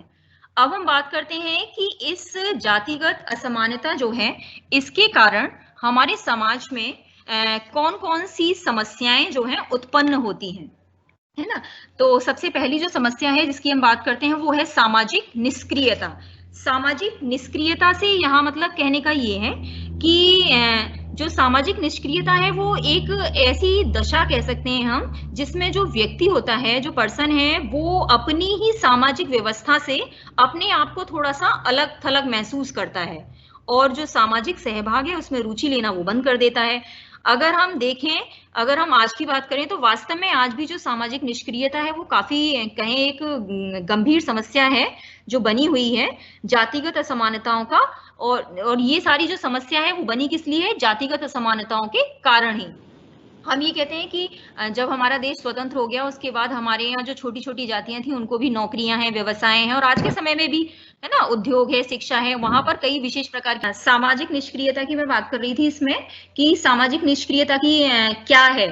तो ये सामाजिक निष्क्रियता है कि व्यक्ति जो है अपनी ही जो हमारी सामाजिक व्यवस्था बनी हुई है उससे थोड़ा सा अलग थलग महसूस करता है, उसको हम कहते हैं सामाजिक निष्क्रियता। और इसका जो मेन रीजन जो कहें कि सामाजिक निष्क्रियता लोगों में व्याप्त क्यों है, क्यों ये कारण भी जो है सामाजिक असमानता के कारण ही सामाजिक निष्क्रियता, यानी जातिगत जो असमानताएं हमारे यहाँ जो सोच लोगों की बनी हुई उसी के कारण ही सामाजिक निष्क्रियता हमारे यहाँ विद्यमान है। जैसे मान लीजिए कि हमने ये कह दिया कि हमारे यहाँ जो है इस जाति का ये काम, इस जाति का वो काम, तो इससे क्या होता है कि समाज में जो अन्य जातियों के लोग होते हैं वो लोग क्या करते हैं कि ये काम तो इन्हीं का है। वैसे तो इस सारी चीजों की दृष्टि से देखा जाए तो आज के समय में हर चीज बहुत बदल गई है और ऐसा नहीं है जो चीजें प्राचीन समय में थी वो अभी भी विद्यमान है, हर चीज में थोड़ा सा बदलाव आया है। लेकिन कहते हैं कि हम हर चीज को हम एकदम से नहीं हटा सकते, तो अभी भी इस समस्या जो है जातिगत असमानताओं के कारण हमारे यहाँ अभी भी बनी हुई है कि समाज जो है अभी भी निष्क्रिय रहता है उन कामों के प्रति जो कि उनका नहीं है। दूसरा जो है जातिगत समानताओं के कारण हमारे यहाँ जो है निरक्षरता जो है वो भी काफी व्याप्त है। जब भी हम कह लेते हैं जैसे प्राचीन समय में केवल उच्च वर्ग के लोगों को ही शिक्षा प्राप्त करने का अधिकार था और आज के समय में तो सभी लोगों को शिक्षा प्राप्ति का अधिकार है। कई तरीके की योजनाएं ऐसी चलाई गई कि जिनके पास पैसा नहीं है देने के लिए और उनको मुफ्त में शिक्षा दी जा रही है, उनको स्कॉलरशिप दी जा रही है। तो कई सारी ऐसी चीजें हैं जिनके कारण जो है आज जो है शिक्षा से जो है जो शिक्षा लेना चाहता है वो शिक्षा को लिए बिना, कहना मतलब है कि अगर उसमें शिक्षा लेने का जज्बा है तो वो उस चीज से बिल्कुल भी अलग नहीं रह सकता। अगर हम चाहते हैं कि हमें ये चीज करनी है तो हम वहां तक पहुंच लेते हैं क्योंकि हमारी सरकार ने कई योजनाएं चला दी हैं जिनके थ्रू जो है हम अगर हमारे पास किसी चीज की कमी है तो हमें किसी न किसी योजना से कोई ना कोई लाभ के द्वारा हम वहां तक पहुंच सकते हैं जहां हम वास्तव में पहुंचना चाहते हैं, है ना। और दूसरी अगर हम बात करें जातिगत असमानताओं से तो हमारे यहाँ जातिवाद की भावना ये भी आती है। दूसरा हमारा सामाजिक जो पृथक्करण, समाज से अलग रहना है, इसमें भी थोड़ा सा जो है वृद्धि होती है। अब जातिगत असमानताएं हमारे यहाँ जो है खत्म हो जाएं या फिर कहें कि पूरी तरीके से जो अभी तक जितनी भी कमी आई है उसमें आगे आने वाले समय में ये बिल्कुल खत्म हो जाए, तो इसके लिए बस यही चीज जरूरी है कि लोगों की सोच जो पहले से बनी हुई है उसमें बदलाव लाया जाए। जब हम लोगों की सोच में पूरी तरीके से बदलाव लाएंगे और कहेंगे कि उनकी सोच को बदलाव लाने के लिए हमें हर क्षेत्र में हर जो योजनाएं या जो कार्यक्रम हमारे चलाए जा रहे हैं उनमें हमारी जो भूमिका है अगर हम उनका निर्वहन बहुत अच्छे से करते हैं तो वास्तव में देखें तो हम लोगों की सोच को बदल सकते हैं और जो जातिगत असमानताएं हमारे यहाँ मिली हैं या जाति के आधार पर जो भेदभाव अभी भी थोड़ा बहुत जो होता है उसमें हम लोग कमी ला सकते हैं। और इसके लिए सबसे जरूरी ये कि लोगों की सोच में बदलाव लाना, और लोगों की सोच में बदलाव केवल एक व्यक्ति के द्वारा नहीं लाया जा सकता। इसके लिए जरूरी है कि हम सब लोग जो किसी भी ऐसे परिवेश से आए हैं जहां पर हम ये देखते हैं कि अभी भी लोगों की जो सोच है वो पहले जैसी बनी हुई है, तो हमें ये कोशिश करनी चाहिए, हर व्यक्ति को ये कोशिश करनी चाहिए कि वो उनकी सोच में बदलाव लाए, तभी हम इस जातिगत असमानता का जो है समाधान कर सकते हैं। अगर हम बात करें अभी ऑक्सफैम इंटरनेशनल की जो वार्षिक रिपोर्ट है 2019 की, तो उसमें हम देखते हैं कि जो भारत है उसमें हम ये देखते हैं कि जो भारत की उच्च जाति के जो परिवार हैं, ऊंची जाति के जो परिवार हैं, उसमें जो राष्ट्रीय औसत, अब हम अभी हाल ही की 2019 की ऑक्सफैम इंटरनेशनल वार्षिक असमानता रिपोर्ट पर अगर हम देखें तो वहां हम देखते हैं कि जो हमारा भारत है वहां पर उच्च जाति के जो परिवार हैं उन्होंने राष्ट्रीय औसत जो वार्षिक घरेलू आय है उसकी तुलना में लगभग 47% अधिक कमाई की। यानी ऊंची जाति के जो परिवार थे उन लोगों ने इसकी तुलना में 47% जो है अधिक कमाया इस रिपोर्ट के अकॉर्डिंग।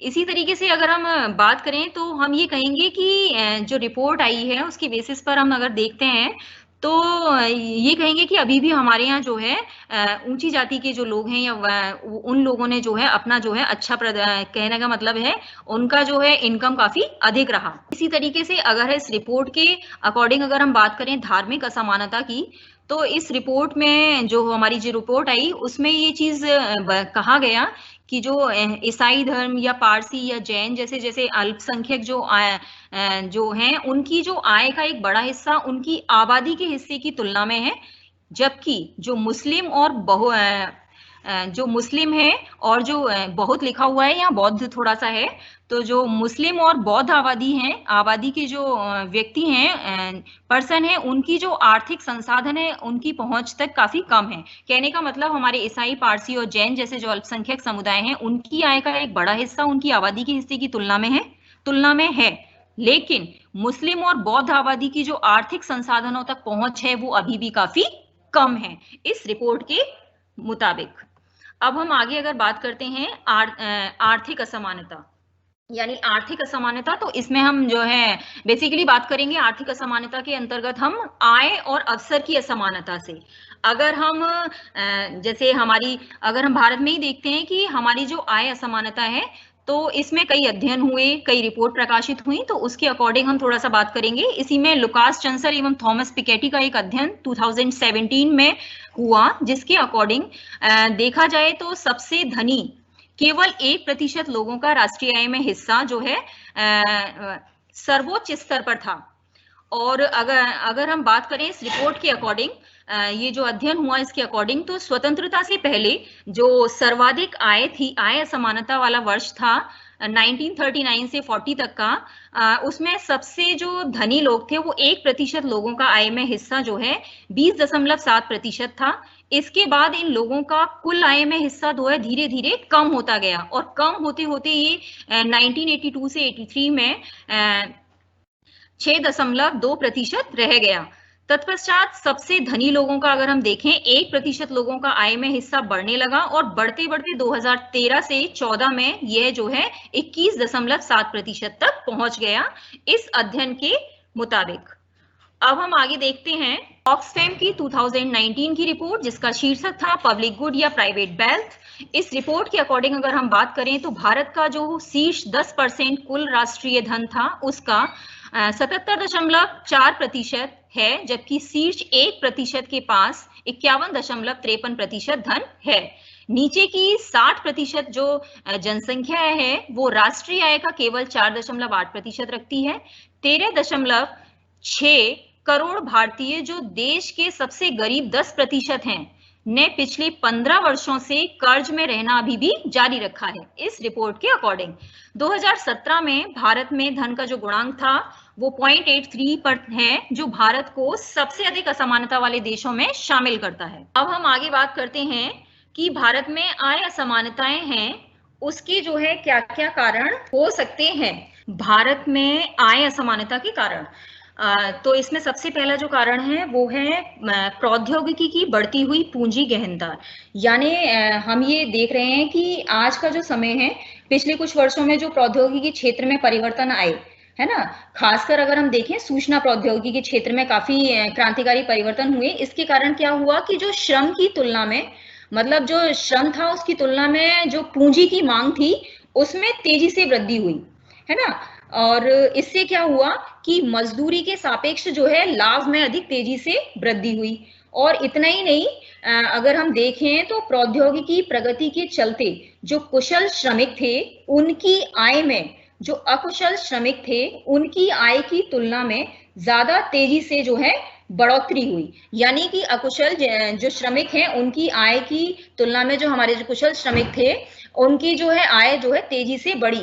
इससे जो है जो प्रौद्योगिकी, कहने का मतलब ये है कि धीरे धीरे जैसे ही कहेंगे टेक्नोलॉजी नई नई आने लगी तो जो अकुशल श्रमिक थे उनकी आय धीरे धीरे कम होती गई, और क्योंकि जो है वो लोग जो है कुशल श्रमिक हैं उनका मुकाबला नहीं कर पा रहे हैं, क्योंकि उनमें वो सारी क्वालिटीज नहीं है जो कि एक कुशल श्रमिक में होती हैं। इसके कारण जो कुशल और अकुशल श्रमिक हैं उनके बीच जो है कहें उनकी आय में जो है अंतर जो है बढ़ता गया।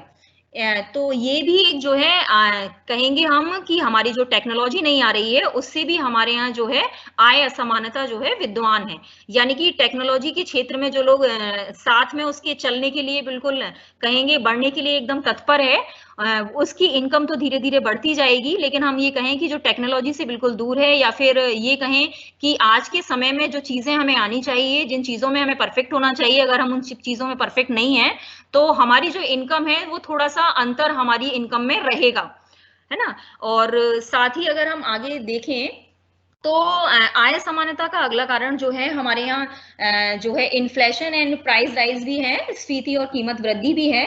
अगर हम बात करें पिछले 60 वर्षों की तो हम देखते हैं कि जो कीमत स्तर है वो लगातार जो है उसमें क्या है बढ़ोतरी हो रही है ना। जो कीमतें हैं धीरे धीरे जो हमारे यहाँ जो है वस्तुओं की वो धीरे धीरे बढ़ रही हैं, और इस वृद्धि से जो क्या है जो श्रमिक जो है असंगठित क्षेत्रों में काम करते हैं उनकी जो वास्तविक आय है वो वास्तव में कम होती है, जिसके कारण वो लोग भी जो है इन चीजों को कीमत वृद्धि के कारण जो है नहीं खरीद पाते। लेकिन जो हमारे यहाँ उद्योगपति हैं, व्यापारी हैं, या फिर हम ये कहें कि हमारे यहाँ जो फसलों के बड़े बड़े उत्पादक वाले जो किसान हैं जो उत्पादन करते हैं फसलों का बड़े स्तर पर, उनको काफी इस चीज से लाभ होता है। तो कहने का मतलब ये है कि स्फीति के जो प्रतिकूल प्रभाव हैं अगर हमें इन्हें वास्तव में रोकना है तो इसके लिए रोकने के लिए हमारे यहाँ जो है कोई विशेष रूप से प्रावधान ऐसा नहीं किया गया जिससे हमारे यहाँ जो है इस स्फीति को रोका जाए, यानी कि कीमत वृद्धि को जो है धीरे धीरे जो कीमत में वृद्धि हो रही है और जिसके कारण वो लोग जो कि इनकी इनकम इतनी नहीं है जिस इनकम में वो अपनी जो है कहें अपनी जरूरतों को पूरा कर लें आज के समय में, है ना, तो ऐसा जो है उनके लिए जो है कर पाना थोड़ा संभव नहीं हो रहा। मतलब उनके लिए जो है चीजों तक उनकी जो पहुंच बनी हुई है वो काफी कम हो गई है ना। और अगला हम बात करें कि जो असमानता, आय में असमानता आ रही है उसका एक मेन कारण जो है हमारे यहाँ बढ़ती हुई बेरोजगारी भी है। और अगर हम देखें हमारे जितने भी आंकड़े हैं उनके बेसिस पर जो आंकड़े हमारे उपलब्ध हैं तो उन सब चीजों से हमें ये पता चलता है कि भारत में जो बेरोजगारी है वो अभी भी काफी हद तक व्यापक रूप से बनी हुई है ना, क्योंकि ग्रामीण और शहरी क्षेत्रों में जो बेरोजगार हैं, अल्प रोजगार हैं, वो जो है अक्सर सबसे जो है निर्धन वर्ग से ही होते हैं, है ना। अगर हम बात करें जो बेरोजगारी अगर हम देखते हैं तो वो कहाँ देखते हैं, निर्धन वर्ग में, है ना, ज्यादा देखते हैं। और इसीलिए क्या है उनकी बढ़ती हुई जो संख्या है उससे आय में असमानता होती है। जो आय असमानता है उसमें धीरे धीरे जो है वृद्धि होती है। वो इसलिए कि बेरोजगारी बढ़ रही है तो उनकी इनकम भी क्या, एक परिवार में केवल एक कमाने वाला अगर व्यक्ति है तो वो कितनी सारी मतलब अपने परिवार के सभी लोगों का जो भरण पोषण है वो बहुत अच्छी तरीके से नहीं कर पा रहा, है ना। तो ये बढ़ती हुई बेरोजगारी बढ़ रही है। इसके कारण भी जो हमारे यहाँ जो इनकम है उसमें जो है इनइक्वालिटी पाई जाती है। दूसरी अगर हम बात करें कि अगर हम बात करते हैं अपने सरकार की जो भूमिका है, अगर हम उसकी बात करें कि हमारी जो सरकार है वो भी इसमें एक महत्वपूर्ण रोल अदा करती है। वो कैसे, अगला हम बात कर रहे थे सरकार की भूमिका की। अगर हम देखें तो हम ये चीजें थोड़ी सी हमें देखने को रहती हैं कि हमारे यहाँ जो निवेश किया जाता है वो थोड़ा सा ऐसे कहें ऐसे उद्योगों में या ऐसी चीजों में हम थोड़ा सा राज्य के द्वारा जो है निवेश की कह रहे हैं कि ऐसी चीजों में थोड़ा सा निवेश किया जाता है कि उससे हमारा जो धनी वर्ग होता है वो तो और धनी होता जाता है, लेकिन हमारी जो कहेंगे कि बिल्कुल निचले स्तर पर हमारी जो जनता है वो एकदम से वहां तक थोड़ा सा नहीं पहुंच सकती है इतनी आसानी से, क्योंकि वो सारी चीजें उनकी पहुंच से थोड़ा सा बाहर होती हैं। वैसे तो हमारे यहाँ जो है सरकार के द्वारा बहुत सारी ऐसी योजनाएं भी चलाई जा रही हैं जिसके द्वारा हमारे जो कहें कि एक नीचे तबके में अगर कोई ऐसा व्यक्ति है जो कुशल है और अपनी क्षमताओं के द्वारा वो ऊपर बढ़ने अगर वो चाहता है तो वो ऊपर तक पहुंच सकता है, जहां जो है उसने अगर अपनी सोच को ऐसा थोड़ा सा बनाया हुआ है ना, तो यहाँ केवल सरकार की भूमिका को हम नेगेटिव नहीं लेंगे। यहाँ पे सरकार अपनी भूमिका जो है यहाँ बहुत अच्छी निभा भी रही है कि कई ऐसे उद्योगों में उनका निवेश हो रहा है ना। तो उद्योगों में निवेश थोड़ा सा यहाँ पर केवल इस चीज को इसलिए डाला गया कि जब कहते हैं कि ऊपरी स्तर पर अगर किसी चीज में निवेश किया जा रहा है तो वहां नीचे के लोगों की पहुंच थोड़ी सी नहीं हो पाती है, इसीलिए हमने इस पॉइंट को थोड़ा सा इसमें रखा। और वैसे हम नेगेटिव नहीं लेंगे इस चीज को, क्योंकि सरकार जो है योजनाओं के माध्यम से हर व्यक्ति को वहां तक पहुंचाने के लिए जो है कहते हैं सशक्त बना रही है जहां वो पहुंचने के लायक है। अब हम आगे जो है बात करते हैं असमानताओं से निपटने के क्या उपाय हो सकते हैं। सबसे पहला तो यही कि असमानताओं से अगर निपटना है तो इसके लिए हमारे संवैधानिक प्रावधान, जैसा कि हम सभी जानते हैं कि हमारे जो मौलिक अधिकार हैं उसमें हमारा एक मौलिक अधिकार समानता का भी है। तो समानता की जो संवैधानिक गारंटी का कहते हैं कि एक प्रावधान भी हमारे यहाँ है, जिसमें जो है हमारा जो अनुच्छेद 14, 15 और 16 है उसमें संवैधानिक अधिकार जो है समानता की एक योजना का हिस्सा है। कहने का मतलब हमारे संविधान में भी ये व्यवस्था की गई है कि जो है सभी लोग यहाँ समान हैं, किसी के आधार पर, व्यवसाय के आधार पर या जाति के आधार पर, धर्म के आधार पर भेदभाव करने का अधिकार नहीं है। मतलब हमारे संविधान में जो चीजें हैं अगर हम उसका ज्यादा से ज्यादा प्रचार प्रसार करेंगे तभी हम जो असमानताएं हमारे यहाँ बनी हुई हैं उनको हम कम कर सकते हैं। दूसरा, हम जो है हमारे यहाँ जो सोसाइटी है, सिविल सोसाइटी है, उसको भी हमें बढ़ावा देना चाहिए। जैसे हम कहते हैं कि पारंपरिक रूप से जो उत्पीड़ित और जो दबाए गए जो समूह हैं उनको ही जो है एक बड़ी आवाज हमें देनी है। मतलब जो लोग अभी तक कहते हैं कि अपनी चीजों को खुलकर नहीं कह पाते थे, उनको भी हमें जो है इस लायक बनाना है या उनको भी इस स्तर तक लाना है कि वो अपनी बातों को जो है एक जिम्मेदार नागरिक की तरह कह सकें। और इसके साथ ही महिला सशक्तिकरण, अगर हम महिलाओं को इतना सशक्त बना दें तब भी हम कहेंगे कि हम असमानताओं से काफी हद तक छुटकारा पा सकते हैं। महिलाएं सशक्त होंगी तो हम कह रहे हैं कि जो लैंगिक असमानता है उसमें काफी कमी आ जाएगी। और कहते हैं कि अभी जो आय की असमानता है उसमें भी अभी विद्यमान है, तो उसमें भी थोड़ी सी हम कमी आराम से लाया जा सकता है। इसी तरीके से धार्मिक जो अल्पसंख्यक समूह हैं उनका समावेश हर क्षेत्र में, अगर हम अभी तो हर क्षेत्र में वैसे उन्हें हर चीज का दिया जा रहा है परसेंटेज की, इतना यहाँ है ना। तो धीरे धीरे ये है कि और ज्यादा अगर हम कोशिश करेंगे, कहेंगे हर चीज में थोड़ा सा लाने का उन्हें प्रयास करेंगे, तभी हम असमानताओं से आसानी से निपटा जा सकता है या फिर असमानताओं को हम लोग कम कर सकते हैं। इसके साथ ही अगर हम वित्तीय नीतियों की बात करेंगे तो हमारे यहाँ वैसे तो जैसे हमारे यहाँ सामाजिक सुरक्षा लाभ, रोजगार गारंटी योजना जैसी जो सार्वजनिक वित्त पोषित उच्च गुणवत्ता वाली जो सेवाएं हैं उन तक जो पहुंच करने के लिए जो नीतियां बनाई गई हैं, है ना, ये भी प्रॉपर तरीके से हमारे यहाँ चल रही हैं। तो ये नीतियां भी प्रॉपर तरीके से चल रही हैं और इन नीतियों के द्वारा भी हम जो है हमारी असमानता हमारे यहाँ जो फैली हुई है उसमें काफी हद तक कमी ला सकती है। और साथ ही रोजगार का सृजन, अगर हमारे यहाँ जो है जैसे हम कह रहे हैं कि बेरोजगारी जो है बढ़ रही है, वो भी हमारी जो कहते हैं आय में जो असमानता लाने का मेन कारण बता रहे थे, तो उसमें भी हम रोजगार का सृजन करके जो है क्या कहते हैं असमानता में, आय में जो है थोड़ा सा जो कहते हैं आय में जो अंतर हमें देखने को मिल रहा है उसको भी हम थोड़ा सा कम कर सकते हैं, है ना। रोजगार का सृजन ज्यादा से ज्यादा होगा, है ना, चाहे वो कपड़ा हो, वस्त्र हो, ऑटोमोबाइल क्षेत्र में हो, किसी भी क्षेत्र में हो, रोजगार का सृजन जितना ज्यादा होगा तो इनकम जो है लोगों को मिलेगी, ज्यादा रोजगार मिलेगा, तो उनकी जो एक ही समानता बनी हुई है उसको भी हम काफी हद तक सुधार कर सकते हैं। बस इसी के साथ बहुत बहुत धन्यवाद। Thank you ma'am. Rajni ma'am, आपने बहुत ही अच्छा प्रस्तुतिकरण दिया असमानता के ऊपर और समानता के ऊपर कि हमारे समाज में कहाँ पे किस किस रूप में असमानता विद्यमान है। इस पर आपके जो विचार थे आपने सभी तरह से उसको डिफाइन किया कि कहाँ किस किस रूप में इनइक्वालिटी है। इसी क्रम में हमारे साथ फिरोजाबाद से अजय प्रताप सिंह सर जुड़े हुए हैं। Thank you ma'am. Ajay Pratap Singh sir जुड़े हुए हैं, मैं उनसे अनुरोध करूंगी कि वो अपना पीपीटी शेयर करें और अपना प्रस्तुतिकरण हमारे बीच साझा करें। आदरणीय एससीईआरटी के निदेशक महोदय, इस वेबिनार के माध्यम से जुड़े हुए समस्त डाइट के प्रवक्तागण एवं अध्यापकों को मेरा नमस्कार। मैं अजय प्रताप सिंह, प्रवक्ता सामाजिक विज्ञान फर्स्ट।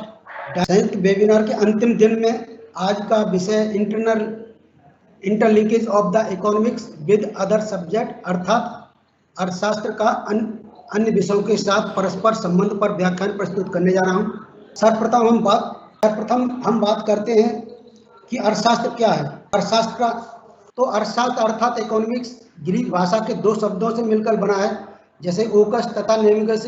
इस ग्रीक शब्द को हिंदी में गृहस्थी प्रबंधन भी कहा जाता है। अब हम बात करते हैं अर्थशास्त्र का अर्थ एवं परिभाषा। जैसे कि हम अर्थ अर्थात धन और शास्त्र अर्थात विज्ञान, ऐसा विज्ञान जो धन का अध्ययन कराता है उसे हम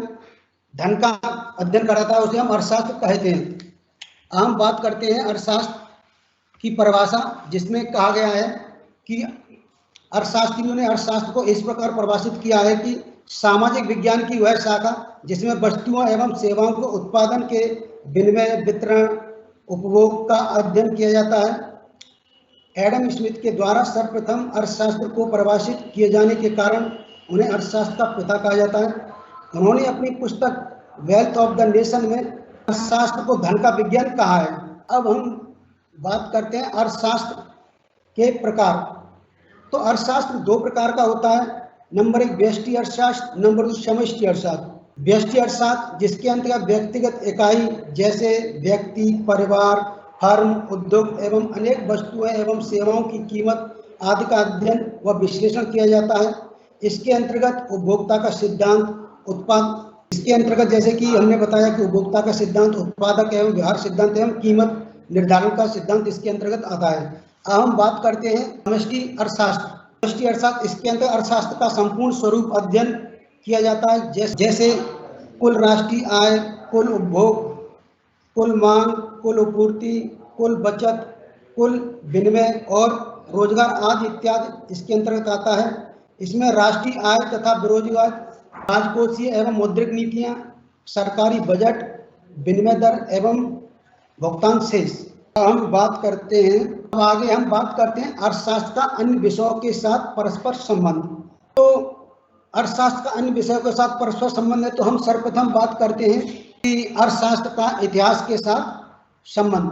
जैसे कि लोग जानते हैं कि इतिहास क्या है, कि इतिहास जो है बीता हुआ समय जिसका लिखित प्रमाण मिलता है उसे हम इतिहास कहते हैं। इतिहास एवं अर्थशास्त्र को आपस में बहुत घनिष्ठ संबंध है। वे दोनों विषय एक दूसरे के पूरक अर्थात एक दूसरे के पहलू हैं। अब हम बात करते हैं इतिहास को जानने के स्रोत, जैसे कि पुरातात्विक स्रोत, साहित्यिक स्रोत एवं मुद्रा। पुरातात्विक स्रोतों के हम प्राचीन काल में मानव द्वारा प्रयोग में लाई गई वस्तुएं, निर्मित मंदिरों, इमारतों आदि के अवशेषों का अध्ययन पुरातत्व के माध्यम से करते हैं। इसका अध्ययन करने वाले को पुराविद्ता कहते हैं। अब हम बात करते हैं साहित्यिक स्रोत। साहित्यिक स्रोत के अंतर्गत ताड़पत्रों, भोजपत्रों, ताम्र पत्रों, चमड़े एवं कपड़े के पट्टों का लिखित अभिलेखों के साथ साथ साहित्यिक ग्रंथों में हमें लोगों के रहन सहन, विचार, खान पान इत्यादि का जानकारी प्राप्त होती है। जैसे कि हम लोग जानते हैं कि अर्थशास्त्र के जैसे कि चाणक्य, अर्थशास्त्र विषय चाणक्य, जिसके अंतर्गत समाज की राजनीतिक, सामाजिक, आर्थिक स्थिति का पता लगाया है। रजतंगी जो कढ़ेल द्वारा रचित, इसमें कश्मीर के इतिहास के विषय में बारे में वर्णन किया गया है। इसीलिए विदेशी यात्रियों के द्वारा भी बहुत सारी, जैसे कि इंडिका मैगजीन के द्वारा, जिसमें चंद्रगुप्त मौर्यकालीन समाज की झलक दिखलाई गई है। फायान जो कि चीनी यात्री था, उसने गुप्त काल से संबंधित बताया गया है। अब हम बात करते हैं मुद्रा। मुद्रा से तत्कालीन शासक का नाम, उसका समय तथा मुद्रा के आकार प्रकार से उस समय तक की कला तथा वस्त्र धातु से निर्मित स्थिति की जानकारी प्राप्त की जा सकती है। साथ ही सिक्कों से प्राप्त स्थलों से शासक के साम्राज्य विस्तार का भी पता लगाया जा सकता है। अब हम इतिहास में अर्थशास्त्र का योगदान। तो इतिहास में अर्थशास्त्र में समाजशास्त्र का योगदान तीन पहलुओं की बात करते हैं, तीन चरणों में। नंबर 1 बात करते हैं प्राचीन कालीन इतिहास में अर्थशास्त्र का महत्व। नंबर 2 बात करेंगे मध्यकालीन इतिहास में अर्थशास्त्र का महत्व। नंबर 3 बात करेंगे आधुनिक कालीन इतिहास में अर्थशास्त्र का महत्व। तो सर्वप्रथम जानते हैं कि प्राचीन कालीन इतिहास में अर्थशास्त्र का क्या महत्व रहा है। तो जब मानव के द्वारा पहिए का आविष्कार किया गया, तभी उस समय से ही एक तरह का अर्थव्यवस्था एकदम सड़क पर आने के लिए अग्रसर हो गई। उसी समय से लेकिन आज तक दिन प्रतिदिन उसी समय से अर्थशास्त्र ये आर्थिक गतिविधियां बढ़ती गई। जैसे कि मान लो सिंधु घाटी सभ्यता, जो भी सभ्यता है किसी न किसी नदी घाटी के किनारे उनका विस्तार हुआ है और उन्हीं के द्वारा इन्होंने आगे तक जाकर कहीं ना कहीं, अब हम बात करते हैं कि सिंधु घाटी सभ्यता का मेसोपोटामिया वगैरह से संबंध, क्योंकि इसका संबंध जानने के लिए हमें वहाँ की मुद्रा के माध्यम से ही इसके बारे में जानकारी आसानी से प्राप्त होती रही है और जो कि हमारे अर्थशास्त्र का एक महत्वपूर्ण हिस्सा रहा है। अब हम बात करते हैं मध्यकाल में अर्थशास्त्र का महत्व। जैसे कि मध्यकाल के हम दिल्ली सल्तनत की बात करते हैं, जिसके अंतर्गत हम देखते थे कि अलाउद्दीन खिलजी के द्वारा बाजारीकरण व्यवस्था का निर्धारण किया गया और साथ ही साथ मोहम्मद बिन तुगलक के द्वारा मुद्रा एजेंसी के अंतर्गत एक संस्था स्थापित की गई जिसके द्वारा मुद्रा का प्रसार किया गया है। आज हम आधुनिककालीन इतिहास में अर्थशास्त्र के महत्व में बात करते हैं। तो जब यूरोपीय कंपनियां हमारे देश में आई और ये क्रम से आती चली गई, सर्वप्रथम हमारे यहाँ आने वाली यूरोपीय कंपनियों का मुख्य उद्देश्य था कि व्यापार करना और व्यापार के माध्यम से अपने देश से जो भी माल लाते थे हमारे यहाँ और उसका यहाँ पे, जैसे कि हमारे यहाँ से मसाले इत्यादि का बिजनेस करने के लिए पुर्तगाल, डच, अंग्रेज, फ्रांसीसी क्रम से आए और उन्होंने भारत में अपने व्यापारिक उद्देश्य से अपनी कंपनियों का विस्तार किया। लेकिन क्या हुआ कि जब व्यापार के साथ साथ अंग्रेजों ने अपनी साम्राज्यवादी नीति का विस्तारण किया, जिससे कि हमारे देश पर राज्य किया। इस प्रकार हम कह सकते हैं कि भारत में उन्होंने जो कच्चा माल हमारे यहाँ से ले जाकर और इंग्लैंड से उससे संबंधित वस्तुओं का निर्माण करके हमारे उपभोग उत्पादन करके हमारे देश में इसका विस्तार किया। इस प्रकार हमारे देश में अर्थव्यवस्था का इसमें बहुत ज़्यादा महत्वपूर्ण योगदान रहा है। अब हम बात करते हैं अर्थव्यवस्था एवं राजनीतिक विज्ञान। प्राचीन काल में अर्थशास्त्र और राजनीतिक विज्ञान के बीच में अंतरंग संबंध बहुत गहरा रहा है। इसी कारण प्लेटो ने न्याय के सिद्धांत का प्रतिपादन करते हुए न्याय को एक ऐसे तत्व के रूप में देखा जो आर्थिक विषय सहित समाज के सभी महत्वपूर्ण हितों की रक्षा कर सके। अरस्तु ने अर्थशास्त्र को गृह प्रबंधन की कला के रूप में देखा। भारत में कौटिल्य ने अर्थशास्त्र और राजनीतिक के श्रेष्ठतम तत्वों को मिलाकर अर्थशास्त्र की परिकल्पना की। अर्थशास्त्र और राजनीतिक विज्ञान के बीच अत्यधिक निर्भरता का कारण 19वीं शताब्दी में राजनीतिक अर्थशास्त्र नाम से एक नए शास्त्र का या विज्ञान का जन्म हुआ। राजनीतिक अर्थशास्त्र को एक शाखा के रूप में विकसित करने में एडम स्मिथ, रिकार्डो, कार्ल मार्क्स आदि विद्वानों की भूमिका रही है। 19वीं सदी के अंत के गोलार्ध में राजनीतिक विज्ञान से अपना संबंध तोड़ दिया और हस्तक्षेप के सिद्धांत की प्रेरणा से वस्तुओं की कीमतों और बाजार प्रवृत्तियों पर ज़्यादातर ध्यान देना शुरू कर दिया। अब हम इसी क्रम में बात करते हैं राजनीतिक संस्थाओं का उदय एवं आर्थिक विकास। जब राज्य की उत्पत्ति एवं उसके विकास में आर्थिक क्रियाओं की महत्वपूर्ण भूमिका रही है और आज भी आर्थिक क्रियाएं राजनीतिक संस्थाओं के विकास में सहायक बनी रही हैं। मार्क्स के शब्दों में आदिम समाज में जब भी संपत्ति की संख्या उत्पन्न हुई है तो राज्य का जन्म हुआ है और जब भी समाज के आर्थिक ढांचे में परिवर्तन हुआ है तो राज्य के संगठन पर भी उसका प्रभाव पड़ा है। हम बात करते हैं राजनीतिक क्रांति आर्थिक क्रांतियों से प्रभावित। तो प्रत्येक प्रमुख क्रांति के पीछे आर्थिक शक्तियों का हाथ रहा है। अमेरिका के स्वाधीनता संग्राम, फ्रांस की राज्य क्रांति, रूस या चीन की साम्यवादी क्रांति तथा राष्ट्र मुक्त आंदोलनों का एक मुख्य आधार आर्थिक असंतोष ही रहा है।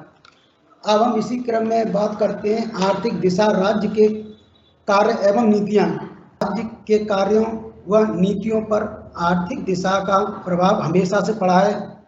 18वीं सदी में इंग्लैंड व शेष रूस यूरोप में औद्योगिक क्रांति हुई इसका परिणाम स्वरूप यूरोप ने इन देशों ने उपनिवेशवाद व साम्राज्यवाद की नीति अपनाई। आज के दौर में वैश्विक स्तर पर विकसित देशों द्वारा शोषण का जो नया रूप सामने आया है वह नव उपनिवेशवाद है। जैसे इसके अंतर्गत हम देखते हैं कि विकसित राज्य विकासशील व अविकसित देशों से विश्व व्यापार के अंतर्गत शोषणकारी नीतियों के पक्षधर हैं। इसी क्रम में अर्थव्यवस्था का स्वरूप शासन की नीतियों पर, राजनीतिक नीतियों का अर्थव्यवस्था पर प्रभाव पड़ता है। 1955 में भारत में समाजवाद ढांचे के समाज पर बना दिया गया, परिणाम स्वरूप बैंकों का उदारीकरण हुआ तथा 1991 में उदारवादी नीति जिसके LPG का निर्धारण हुआ। इस नीति ने अर्थव्यवस्था को स्थायी बना दिया। उत्पादन एवं वितरण शासन के अनुसार, उत्पादन और वितरण शासन के अनुसार जहां पूंजीवाद व्यवस्था में व्यक्तिगत अहम को प्रोत्साहित किया जाता है, वहीं समाजवादी शासन व्यवस्था के अंतर्गत उत्पादन व वितरण के साधनों पर सामूहिक स्वामित्व बना होता है। इतिहास, अर्थशास्त्र एवं भूगोल का संबंध। जैसा कि हम जानते हैं कि अर्थशास्त्र एवं भूगोल का संबंध निम्न प्रकार रहा है, इनका भी एक दूसरे से घनिष्ठ संबंध रहा है। अब हम भूगोल के बारे में चर्चा करते हैं कि भूगोल है क्या। भूगोल जिसके अंदर हमारी धरती के अंदर की आकृति, जिसके में पहाड़ पर्वत नदियाँ इत्यादि आते हैं, वो सभी भूगोल के अंतर्गत आते हैं। जब हम जानते हैं कि मानव प्रकृति से संसाधन प्राप्त करते हैं और इसे हम आर्थिक रूप से इसका उपयोग भी किया जा सकता है। भूगोल में अर्थशास्त्र के महत्व। तो सर्वप्रथम हम भूगोल में अर्थशास्त्र के महत्व में भौगोलिक क्षेत्र के बारे में चर्चा करेंगे कि भौगोलिक क्षेत्र जैसे कि किसी भी भौगोलिक परिस्थिति के आधार पर ही हम किसी जगह या स्थान का चयन करते हैं कि वहाँ की स्थिति क्या है और उसका टेम्परेचर क्या है, मौसम क्या है, जिसके द्वारा हम वहाँ पर कितना कार्य किया जा सकता है। और भी हम ऐसे क्षेत्रों का निर्माण करते हैं कि जो संसाधन वहाँ पर हमें आसानी से प्राप्त किया जा सके। अब हम बात करते हैं संसाधन, जैसे कि अर्थव्यवस्था का इन संसाधनों से संबंध उत्पादन, वितरण, विनिमय और उपभोग की व्यवस्था का निर्धारण करता है। अर्थव्यवस्था मानव का इस प्रकार अध्ययन एवं नियंत्रण करता है कि मानव संसाधनों का पर्याप्त मात्रा में उपभोग कर सके और प्राकृतिक संसाधनों का कम से कम दोहन कर सकें, जिससे कि हम कच्चे माल को आसानी से प्राप्त करें और उसे आसानी से जितना हम प्रकृति से ले रहे हैं उतना हम प्रकृति को देने का कष्ट करें, जिससे कि हम उसका दोहन ना हो सके। हम बात करते हैं सर्वेक्षण। तो किसी भी सर्वेक्षण के माध्यम से हम ये जानकारी प्राप्त करते हैं कि वहाँ पर हम किस प्रकार का स्थान प्राप्त किया जाए जहाँ पर कि हमें उद्योग लगाने में या किसी चीज़ में हमें कोई परेशानी ना हो। अब हम उद्योग की बात करते हैं। उद्योग ऐसे होना चाहिए जिसके माध्यम से अर्थव्यवस्था तो बढ़ती है एवं इसके द्वारा हमारे देश की अर्थव्यवस्था हमारे देश के उद्योगों पर निर्भर करती है। जैसे कि हमारे देश में उद्योग होंगे उसी प्रकार की हमारी अर्थव्यवस्था होगी। अर्थव्यवस्था के लिए उद्योग सबसे मेन उद्देश्य है कि हमें कम से कम कच्चा माल आसानी से प्राप्त हो जाए। जैसे कि हम देखते हैं कि हमारे बिहार में या पश्चिम बंगाल में झरिया जहाँ से कोयला इत्यादि की प्राप्ति की जाती है और उसके हम देखते हैं कि वहाँ पे हमारे जो भी इस्पात प्लांट इत्यादि का निर्माण किया गया है और उन्हें हम आयात निर्यात की बात करते हैं, जिसमें जो हमारे उद्योगों में प्राप्त होने वाली वस्तुओं को आयात निर्यात करते हैं और जो हमारे यहाँ जो ज़्यादा पैदा हो रहे हैं उद्योगों में लगी हुई माल उसको हम निर्यात करते हैं और जो हमारे यहाँ कुछ पैदा नहीं हो रहा है या हमारे कुछ आयात तो उन्हें हम वस्तुओं का आयात करते हैं। इसी प्रकार हम कह सकते हैं कि भूगोल में अर्थशास्त्र का एक महत्वपूर्ण संबंध है।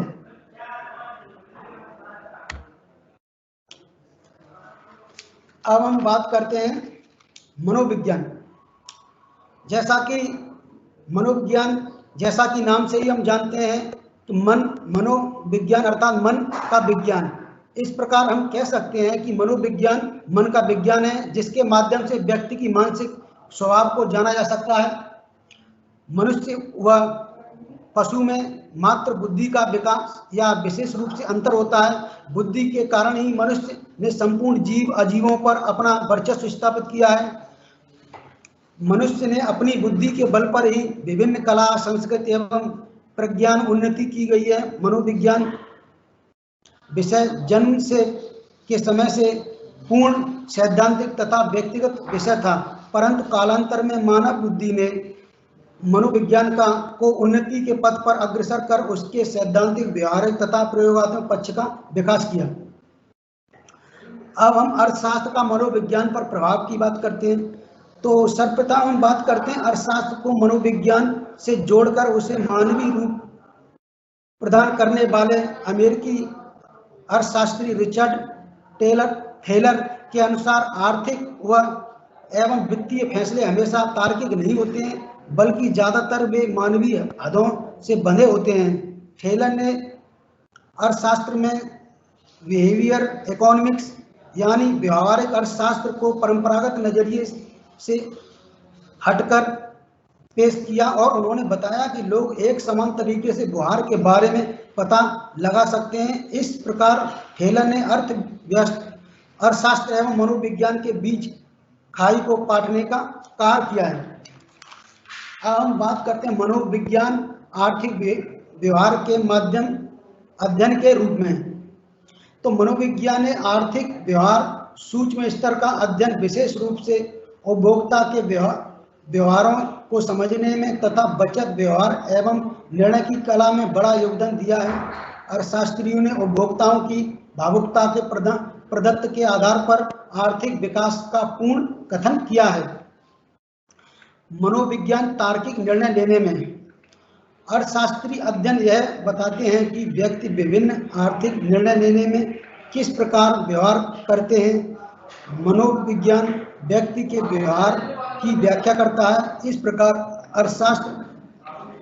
अर्थशास्त्र पर मनोविज्ञान के प्रभाव को अनदेखा नहीं, क्योंकि आज का युग प्रगति का युग है। इसमें व्यक्ति के समझ अनेक चुनौतियां हैं कि वह क्या निर्णय ले, क्या या कौन सा विकल्प चुने, जिससे वह स्वयं के साथ साथ राष्ट्र के बेहतर आर्थिक निर्णय लेने में मनोविज्ञान उसकी सहायता करता है। अब हम बात करते हैं अर्थशास्त्र एवं समाजशास्त्र। तो अर्थशास्त्र एवं समाजशास्त्र के बारे में चर्चा करते हैं। तो हम इसमें सर्वप्रथम बात करते हैं कि अर्थशास्त्र है क्या। तो अर्थशास्त्र जो कि अर्थशास्त्र में समाजशास्त्र के बारे में चलता है। समाजशास्त्र है क्या? समाजशास्त्र वह है जिसके अंदर समाज की वह छोटी सी इकाई जिसमें समाज एक साथ निहित रहता है। समाजशास्त्र अरस्तु ने कहा है कि मनुष्य एक सामाजिक प्राणी है। इसका तात्पर्य ये हुआ कि मनुष्य सामाजिक प्राणी से तात्पर्य है कि मनुष्य एक ऐसा है जो कि एक दूसरे से मिलजुल कर उस समाज में रहता है और उस समाज में आपस में मिलकर सारे कार्यों का वितरण करता है, जिसमें कि अर्थशास्त्र जो कि उसके लेन देन, विनिमय इत्यादि, उपभोग करने आदि का उसमें महत्वपूर्ण सिद्धांत रहा है। अब हम अर्थशास्त्र का समाजशास्त्र में महत्व, अर्थशास्त्र में समाजशास्त्र के महत्व में बात करते हैं। जजमानी व्यवस्था, श्रम विभाजन और वर्ग संघर्ष। तो हम जजमानी व्यवस्था के बारे में बात करते हैं। तो जजमानी व्यवस्था जो कि हमारे यहाँ बाइजरमैन ने करीमपुर गांव जो मैनपुरी के पास का उसने अध्ययन किया, उसमें पाया कि जो जजमान के रूप में, जजमान के घर पर जो हमारे महंत द्वारा उनके यज्ञ के द्वारा इत्यादि करने जाते हैं, जिसमें जजमान के द्वारा उन्हें आर्थिक रूप में बहुत सारी चीजें उपहार में दी जाती हैं और वो उसी के आधार पर वो अपनी अर्थव्यवस्था के आधार पर अपना जीवन यापन करते हैं। अब हम बात करते हैं श्रम विभाजन की। तो श्रम विभाजन की बात में हम श्रम विभाजन की अवधारणा एडम स्मिथ ने अर्थशास्त्र में आर्थिक विकास के संदर्भ में दी थी, जबकि समाजशास्त्र में श्रम विभाजन का तात्पर्य कार्यों के बंटवारे तथा अर्थात एक कार्य को विभिन्न लोगों में बांट देने की प्रवृत्ति को भी श्रम विभाजन कहा जाता है। एडम स्मिथ के अनुसार श्रम विभाजन ही आर्थिक विकास एवं आर्थिक प्रगति का निर्धारण करता है। श्रम विभाजन, समाजशास्त्र में श्रम विभाजन की बात इमानुएल दुर्खिम करते हैं। वो बताते हैं कि श्रम विभाजन का सिद्धांत समाजशास्त्रियों में प्रतिपादन करते हैं और कहते हैं कि श्रम विभाजन ही किसी समाज की सामाजिक संरचना का निर्धारण करता है, अर्थात जैसा ही कार्यों का बंटवारा होगा वैसे ही समाज की सामाजिक संरचना होगी, क्योंकि श्रम विभाजन का प्रकार समाज की सामाजिक संरचना का निर्धारण किया जाता है।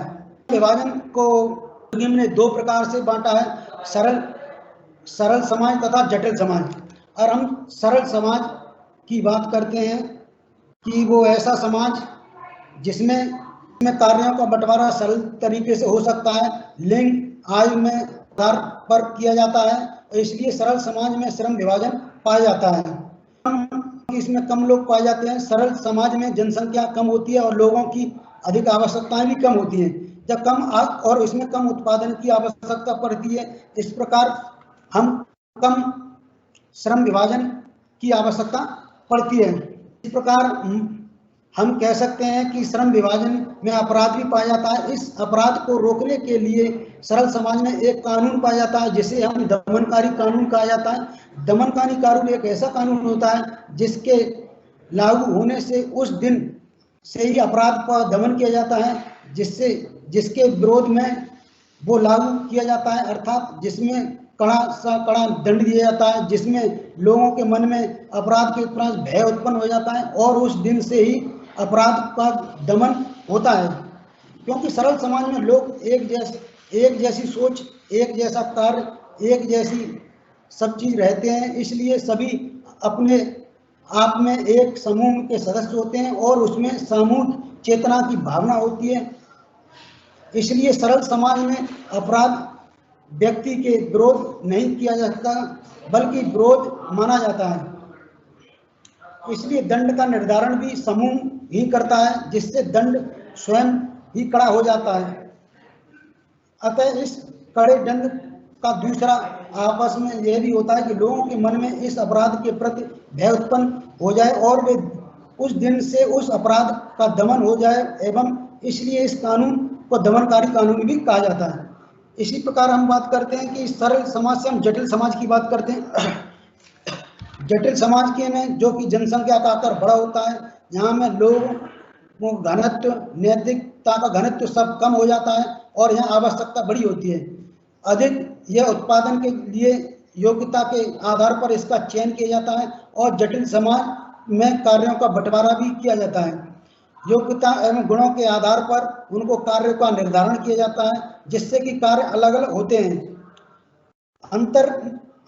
अंतर निर्भरता अधिक होने के कारण ये सब भी एकता के रूप में पाया जाता है और इसमें अपराध पाया जाता है। अपराध को इसमें प्रतिकारी कानून के रूप में पाया जाता है, जिसमें कि पुलिस इत्यादि के द्वारा या न्याय के द्वारा इनको दंडित किया जाता है, जिससे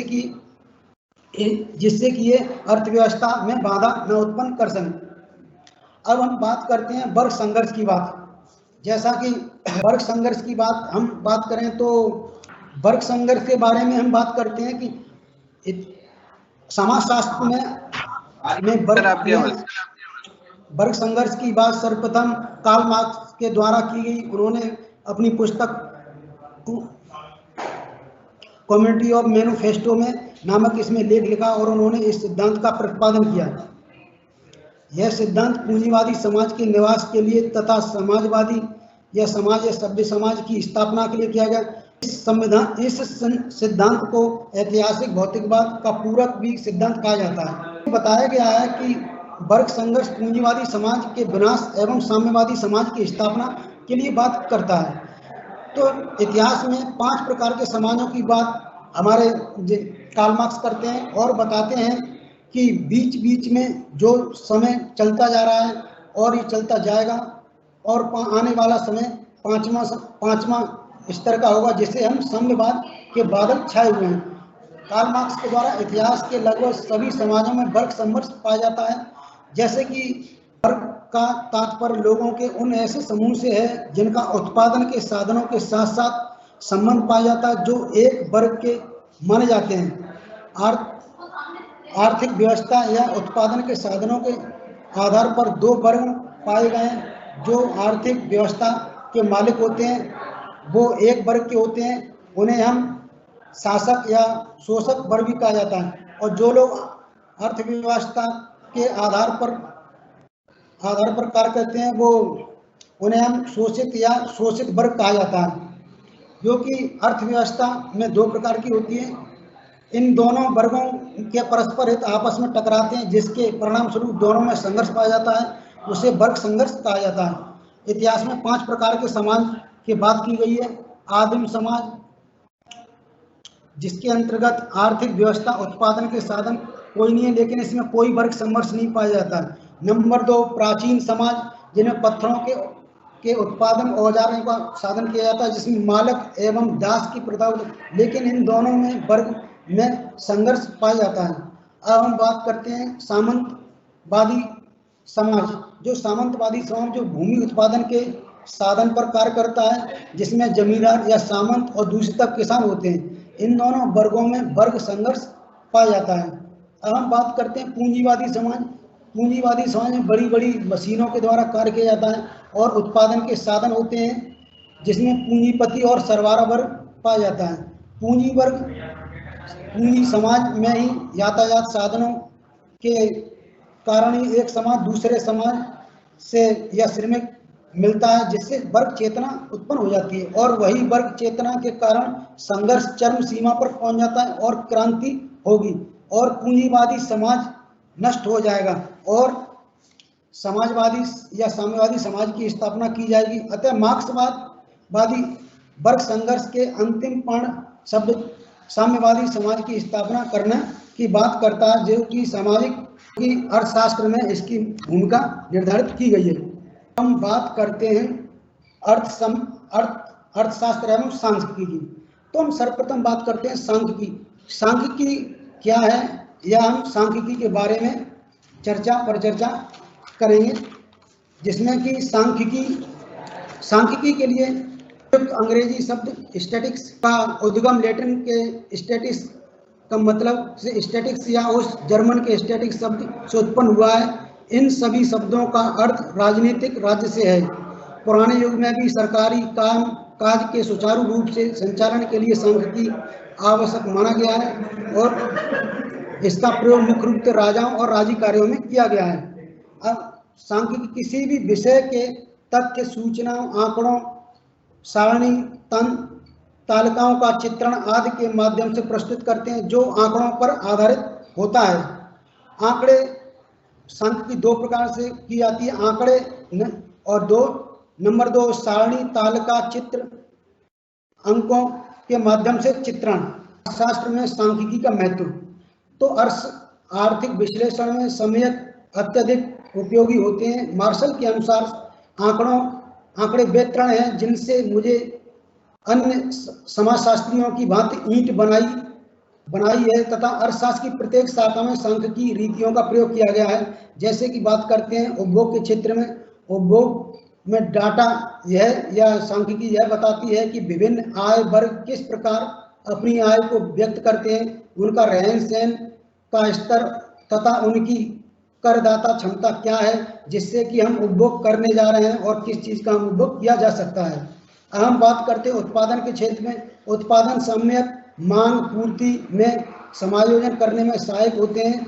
ये आंकड़े या सम्यक देश की उत्पादकता के माप का अध्ययन करता है, जिससे कि हमारे देश में क्या उत्पादन हो रहा है, कितना उत्पादन किया जा रहा है और कितना होने जा रहा है, और आगे वाले सालों में क्या इसका आंकड़ा लगाया जा सकता है।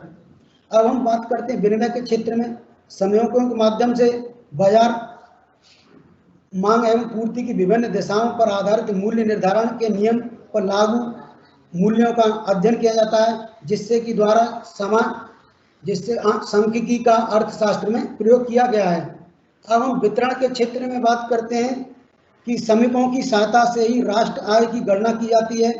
इसलिए कहा जा सकता है कोई भी अर्थशास्त्री सांख्यिकी तथ्यों के विस्तृत ज्ञान के बिना उत्पादन विवरण संबंधी निष्कर्ष निकालने का प्रयास नहीं कर सकता है, जो हमारे लिए सांख्यिकी का प्रयोग अर्थशास्त्र में किया गया है। अब हम निष्कर्ष के बारे में बात करते हैं कि अर्थशास्त्र का अन्य विषयों के साथ क्या संबंध रहा है और उसका क्या निष्कर्ष रहा है। तो अर्थशास्त्र सामाजिक विज्ञान के अंतर्गत एक विषय है जिसका सभी विषयों के साथ संबंध स्थापित है, जिसके द्वारा हम कह सकते हैं कि प्रत्येक विषय एक दूसरे से संबंध रखता है। अगर एक विषय एक दूसरे से अलग हो जाता है तो वो अपने अपूर्ण हो जाता है और उसका अस्तित्व खतरे में पड़ जाता है। इस प्रकार हम जो भी ये अर्थशास्त्र और अर्थशास्त्र संबंध पर चर्चा की, अंत में मैं आप सभी प्रवक्ताओं साथियों का धन्यवाद देना चाहता हूँ जिन्होंने मेरे व्याख्यान को ध्यानपूर्वक अंत तक सुना। धन्यवाद। हमारे साथ डाइट क्वेश्चन नगर से शिवनाथ चक्रवर्ती प्रवक्ता गणित पर जुड़े हुए हैं। मेरा टॉपिक है maths curriculum in light of NEP 2020। इससे पहले हम विभिन्न बात करेंगे जिसमें अलग अलग जो वैज्ञानिक हैं और गणितज्ञ हैं, गणित के अलग अलग टॉपिकों पे उनका क्या दृष्टिकोण है या वो उन्होंने गणित के विषय में क्या कहा है जानने का प्रयास किया। पहला जो गणितज्ञ गैलीलियो, उन्होंने कहा था कि गणित वह भाषा परमेश्वर ने संपूर्ण जगत को लिख दिया।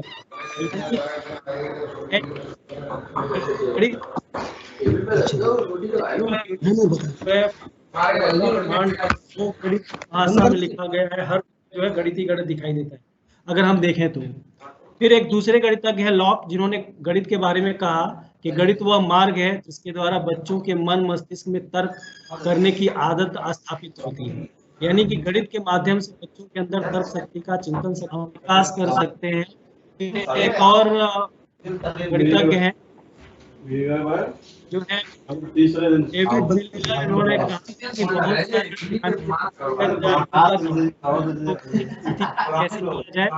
यानी बच्चों को बहुत गणित सिखाने के बजाय ये ज्यादा अच्छा होगा कि हम ये सिखा दें कि हम कैसे मैथमेटाइजेशन कर सकते हैं, बच्चों को मैथमेटिक प्रोसेस को कैसे ढाल सकते हैं। एवं हम देखेंगे कि गणित शिक्षण और सिखाने में क्या क्या जनरली जो ऑब्जर्वेशन मिलता है उस पर हम लोग बात करेंगे। एक ऑब्जर्वेशन देखने में मिलता है कि गणित के प्रति रुचि एवं उचित दृष्टिकोण के अभाव के कारण ज्यादातर जो बच्चे होते हैं वो गणित को लेकर डर और असफलता का अभाव रहता है। यानी कि गणित के प्रति जो रुचि है और उसके प्रति जो दृष्टिकोण है, इसका अधिकतर बच्चों में या अभिभावकों में या यूं कहें शिक्षकों में बहुत कमी महसूस होती है, उसका अभाव रहता है, जिसके कारण जो है ज्यादातर बच्चे गणित को लेकर डरते रहते हैं या उनके अंदर असफलता का भाव रहता है। दूसरा एक कारण है निराशाजनक पाठ्यचर्या। पाठ्यचर्या भी बहुत हद तक प्रभावित करती है कि बच्चे जो है उसमें रुचि नहीं ले पाते हैं या उनके अंदर या वो उसके रुचि लेने से डरते हैं या उनको अच्छा नहीं लगता वो विषय, क्योंकि वो उनकी पाठ्यचर्या जो हमारी है वो बहुत ही निराशाजनक है। ये भी एक कारण है। तीसरा कारण है मूल्यांकन की अपरिष्कृत विधियां, जो गणित को यांत्रिक घटनाओं के रूप में देखने के दृष्टिकोण को बढ़ावा देती हैं। मूल्यांकन की अपरिष्कृत विधियों का मतलब ये है कि हमारे जो सिस्टम है मूल्यांकन के लिए वो ऐसा इतना स्ट्रिक्ट है या इस तरह की है कि जो यांत्रिक के रूप में काम करती है, एक मशीनीकरण के रूप में काम करती है, जिससे बच्चा डरने लगता है या उसको मैथ पढ़ने में रुचि नहीं रह जाती है। अगला एक कारण है गणित शिक्षण में शिक्षकों की तैयारी और सहायता का अभाव। यह ज्यादातर ये कारण जो है प्रभावी रहता है, जो तैयारी के शिक्षकों की इतनी प्रॉपर तैयारी नहीं रहती है या वो थोड़ा रुचि नहीं लेते हैं बच्चों को इंटरेस्टिंग में पढ़ाने से, जिसकी वजह से जो है वो बच्चे जो है वो गणित पढ़ने में डरते हैं या उनको समस्याएं फील होती हैं। और एक और अमुक कारण है लड़कियों को गणित की विशेषज्ञता के योग न मानकर उनका व्यवस्थित अवमूल्यन होता है। यानी अक्सर ये देखा जाता है अपने समाज में बहुत एक धारणा बनी हुई है कि लड़कियां जो है गणित पढ़ने के लायक नहीं होती या वो लड़कियां जो होती हैं वो क्या बोलते हैं मैथ्स नहीं सीख सकती हैं, वो कमजोर होती हैं, उनको होम साइंस सिखा दिया जाए वो अपना घर बार चलाएंगी।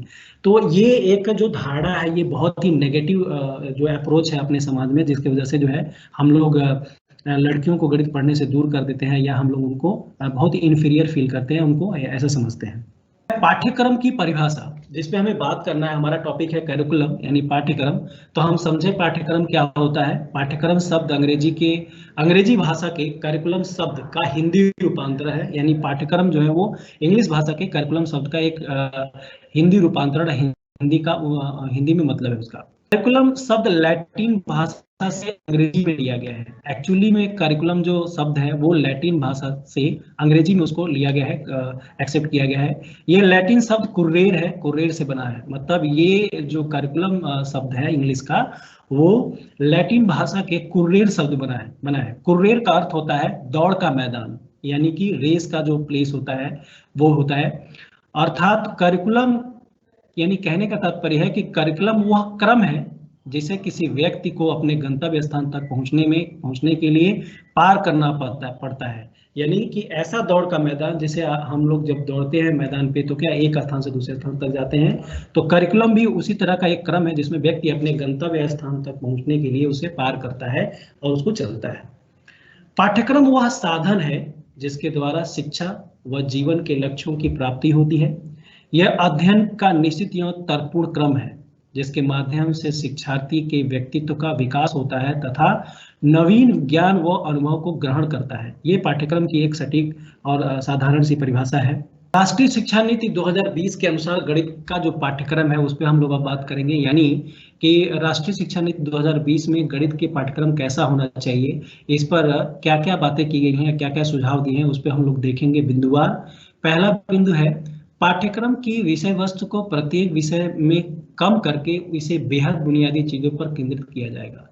यानी राष्ट्रीय शिक्षा नीति में ये कहा गया है कि गणित का पाठ्यक्रम चाहे अन्य विषयों के जो पाठ्यक्रम होंगे वो ऐसा किया जाएगा कि विषय वस्तु ज्यादा ना हो, कम विषय वस्तु हो, लेकिन ऐसे विषय वस्तु हो जो बुनियादी चीजों पे केंद्रित करते हो, यानी बुनियादी शिक्षा को केंद्रित करते हो, ताकि आलोचनात्मक चिंतन, समग्र खोज आधारित, चर्चा आधारित, विश्लेषण आधारित अधिगम पर जरूरी ध्यान दिया जा सके।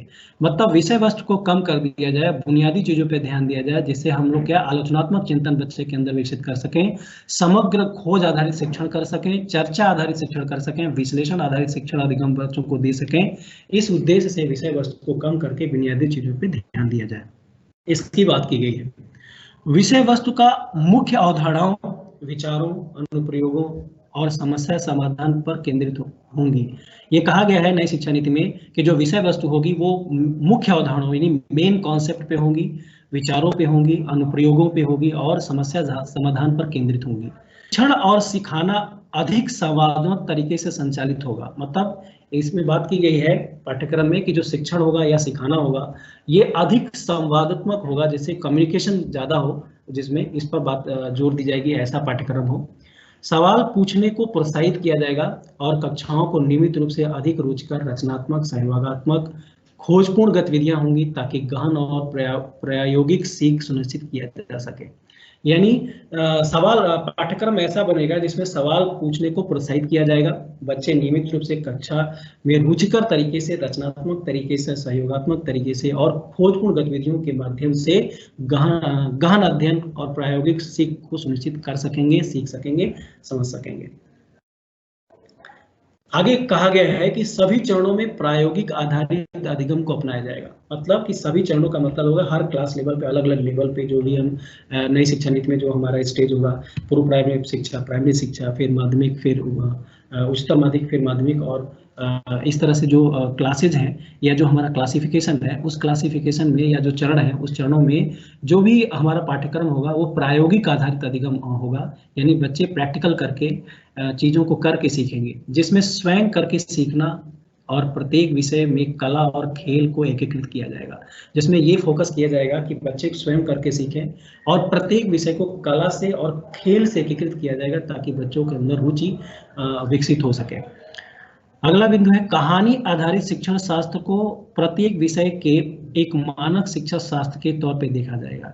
यानी कि जितने भी विषय हैं, सभी विषय, चाहे वो गणित हो चाहे अन्य विषय हो, सभी में कहानी आधारित शिक्षण शास्त्र को एक मानक शिक्षण शास्त्र के रूप में, स्टैंडर्ड टीचिंग प्रोसेस के रूप में देखा जाएगा। साथ ही विभिन्न विषयों के बीच संबंधों की खोज को प्रोत्साहित किया जाएगा। साथ ही ये भी ऐसा पाठ्यक्रम बनाया जाएगा जिसमें बच्चे जो है एक विषय का दूसरे विषयों में क्या उपयोग हो सकता है, उनका लिंक हो सकता है, या उसका एक विषय का दूसरे विषय में कैसे वो सीख सकते हैं या उसका हेल्प ले सकते हैं, इसको भी प्रोत्साहित किया जाएगा ताकि बच्चे उसको सीख सकें और समझ सकें। उच्चतर गुणवत्ता वाली विज्ञान और गणित की द्विभाषी पाठ्यपुस्तकों और शिक्षण अधिगम सामग्री तैयार की जाएंगे। इसका कहने का तात्पर्य है कि हायर क्लासेस जो होंगे, चाहे वो माध्यमिक हो, उच्चतर माध्यमिक हो, उन क्लासेस की, उन कक्षाओं की जो विज्ञान और गणित की जो पाठ्य पुस्तकें होंगी वो द्विभाषी होंगी। और शिक्षण अधिगम सामग्री इस तरह तैयार किया जाएगा जिसमें विद्यार्थी दोनों विषयों पर यानी कि गणित और विज्ञान दोनों विषयों पर सोचने और बोलने के लिए अपनी भाषा का, अपनी मातृभाषा का या अंग्रेजी और अंग्रेजी दोनों में सक्षम हो सकेंगे। यानी ये जो पाठ्य पुस्तकें होंगी वो द्विभाषी होंगी, दो भाषा में किताबें होंगी, या तो उनकी खुद की भाषा होगी, लोकल लैंग्वेज होगा, या मातृभाषा होगी या अंग्रेजी, दोनों में सक्षम हो सकेंगे। दोनों तरीके से या दोनों किताबों को वो चाहे तो पढ़ सकते हैं।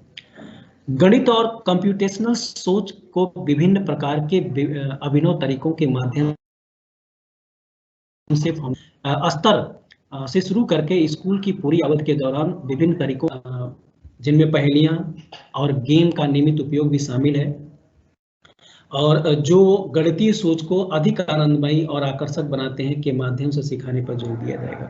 इसका कहने का तात्पर्य है कि गणित और कंप्यूटेशनल सोच जो है दो टॉपिक है, इन दोनों को विभिन्न प्रकार के अभिनव तरीकों से यानी कि अलग अलग इनोवेटिव आइडियाज के माध्यम से फाउंडेशनल स्तर से यानी कि प्री प्राइमरी क्लास से लेके आगे हायर क्लास जितने स्कूली स्टेज है सभी स्टेज पे जो है विभिन्न तरीकों से, जिनमें पहेलियां शामिल है, गेम का नियमित उपयोग शामिल है, जो गणितीय सोच को यानी कि मैथमेटिकल जो थिंकिंग है या रीजनिंग जो प्रोसेस है उसको अधिक इंटरेस्टिंग वे में आकर्षक बनाने के लिए के माध्यम से सिखाने पर जोर दिया जाएगा ताकि बच्चा अधिक से अधिक सीख सके और इंटरेस्टिंग वे में सीख सके, जान सके।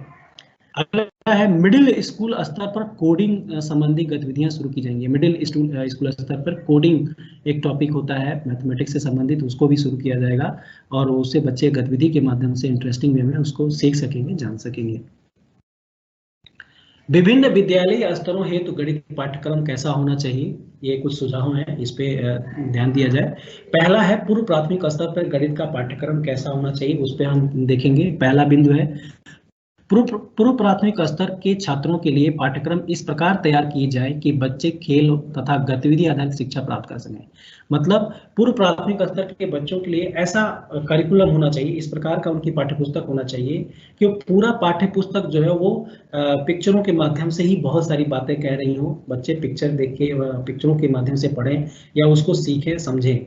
और बच्चे जो है खेल आधारित, गतिविधि आधारित, मतलब गेम के माध्यम से सीखें, जो बेसिक चीजें होती हैं वो सीखें, गतिविधि के आधारित पे सीखें। और उसमें ऐसे जो पाठ्यक्रम विकसित करने की आवश्यकता है जिसमें जो है बच्चे लिखें कम लेकिन उसको खुद करें। जब करेंगे बच्चे एक्सपीरियंस करेंगे, अनुभव करेंगे वस्तुओं के साथ, अलग अलग खेलों के साथ, गतिविधियों के साथ, तो उनके अंदर जो है वो बेसिक जो नॉलेज होती है उसका अच्छे से और सुदृढ़ तरीके से उनके अंदर विकास हो सकता है। खेल तथा गतिविधि ELPS सिद्धांत पर आधारित होना चाहिए। आपको ये बताइए कि ELPS सिद्धांत experience, language, picture and symbol, जो आजकल मिशन प्रेरणा में जो इस पे बहुत ही फोकस किया जा रहा है गणित के अलग अलग सिद्धांतों को बताने के लिए। तो जो पूर्व प्राथमिक स्तर के बच्चे हैं उन पूर्व प्राथमिक स्तर के बच्चों को अगर हम खेल और गतिविधि खेल और गतिविधि के माध्यम से कोई सिद्धांत सिखाना चाहते हैं तो वो ELPS के सिद्धांत पे हो तो ज़्यादा अच्छे से बच्चे उसको सीख सकते हैं, समझ सकते हैं।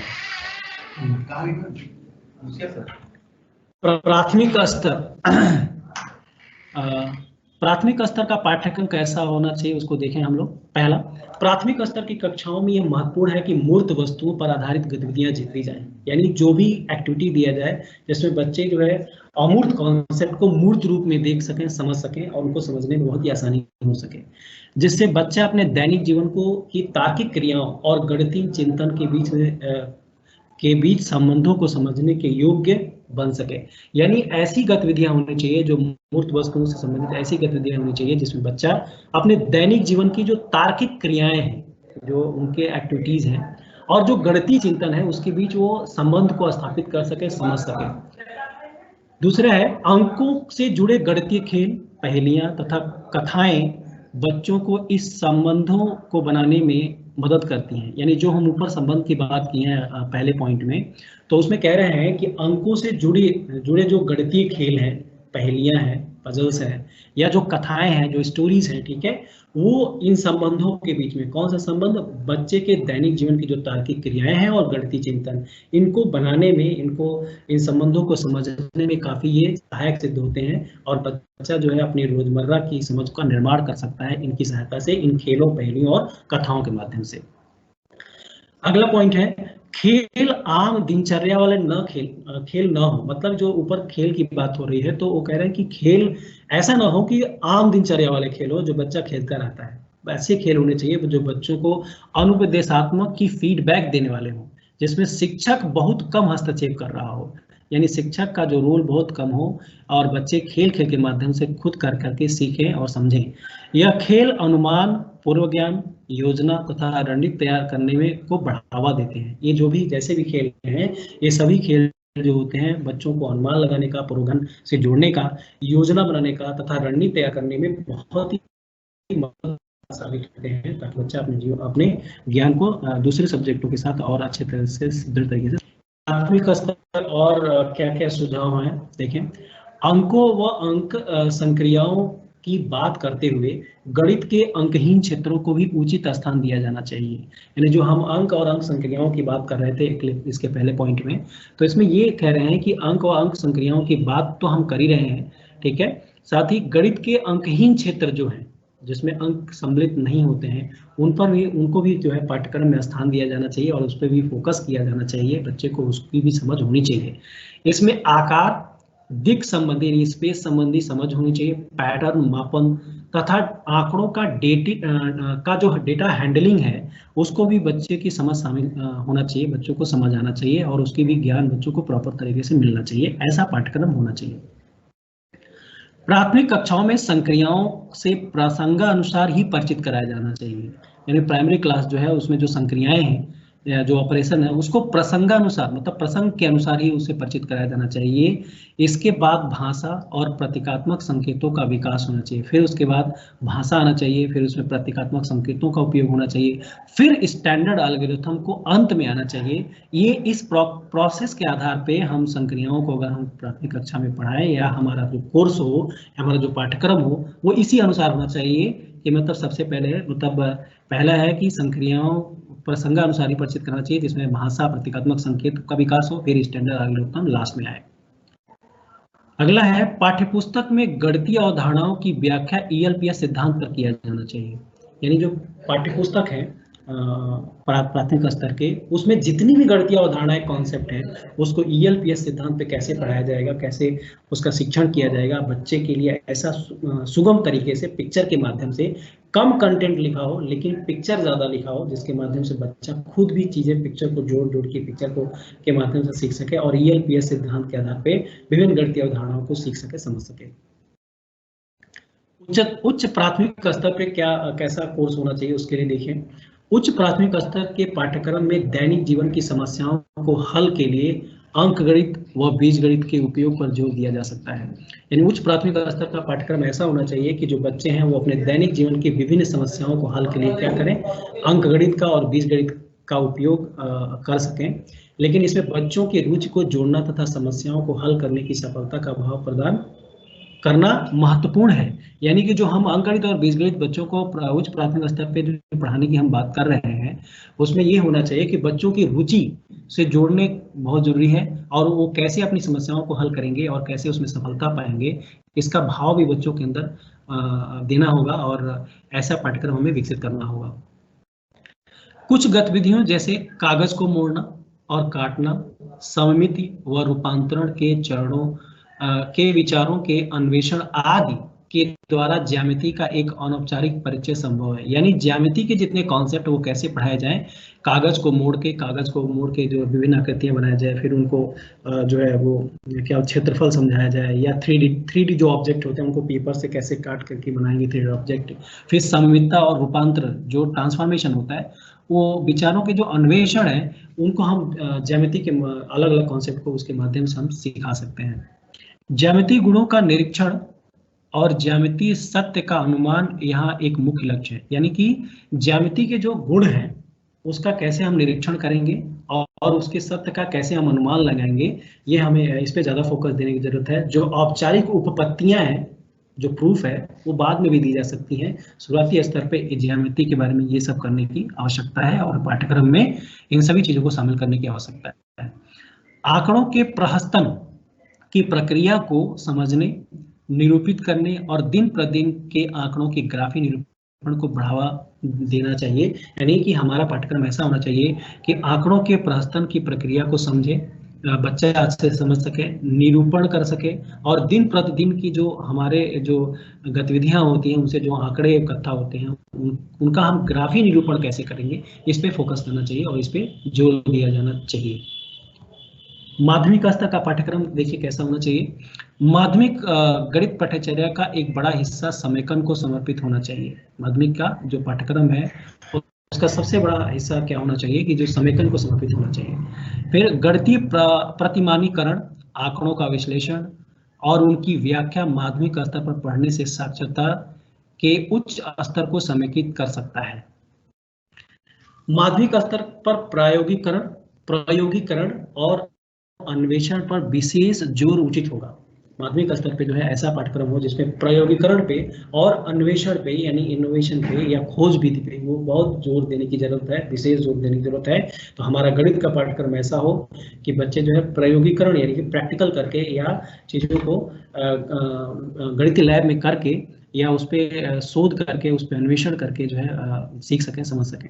प्रायोगिक गणित गतिविधियां बच्चों को दृश्यीकरण में बहुत मदद करती हैं। हम सब जानते हैं कि मैथमेटिक्स के ज़्यादातर कॉन्सेप्ट क्या होते हैं, अमूर्त होते हैं। तो अगर बच्चा प्रायोगिक तरीके से उस चीज़ को प्रायोगिक गतिविधि से किसी कॉन्सेप्ट को समझेगा तो बच्चों के अंदर दृश्यीकरण होगा उसका, और वो दृश्यीकरण से बच्चे को उस गणित के कॉन्सेप्ट को समझने में काफ़ी मदद होगी।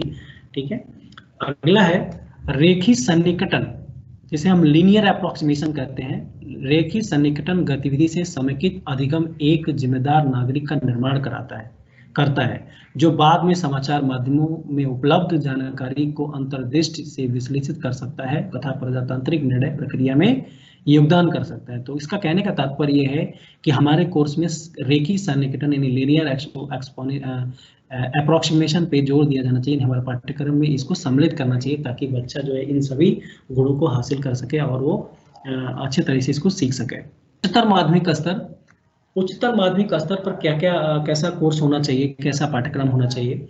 उच्चतर माध्यमिक स्तर पर समुच्चय, संबंध, तर्क, अनुक्रम और श्रेणियां, रेखीय असमीकाएं जैसे अवधारणाओं पर विशेष जोर देने की आवश्यकता है।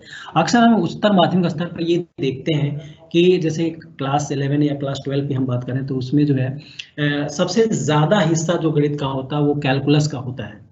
ठीक है, तो बच्चा जो है उस पर ज्यादा फोकस करता है, मार्क्स लाने के लिए उस पर ज्यादा फोकस करता है। तो इसमें ये जो बाकी कैलकुलस के अलावा जो ये टॉपिक है जिसमें यहाँ बात की गई है, जैसे समुच्चय से थ्योरी का भी बहुत योगदान होता है मैथमेटिक्स में, संबंध यानी रिलेशन फंक्शन, फिर तर्क शक्ति है, तर्क करना, और अनुक्रम और श्रेणियां, रेखीय समीकरण जो होते हैं, इस पे बच्चा जो है इस पर कम इंटरेस्ट लेता है और इस पे ध्यान नहीं दिया जाता है। तो हमारे कहने का तात्पर्य है कि उच्चतर माध्यमिक स्तर पे इन जो कॉन्सेप्टों पे भी फोकस करने की जरूरत है, इनको और रुचिकर तरीके से पाठ्यक्रम में प्रस्तुत करने की आवश्यकता है ताकि बच्चे इस पे विशेष ध्यान दे सकें।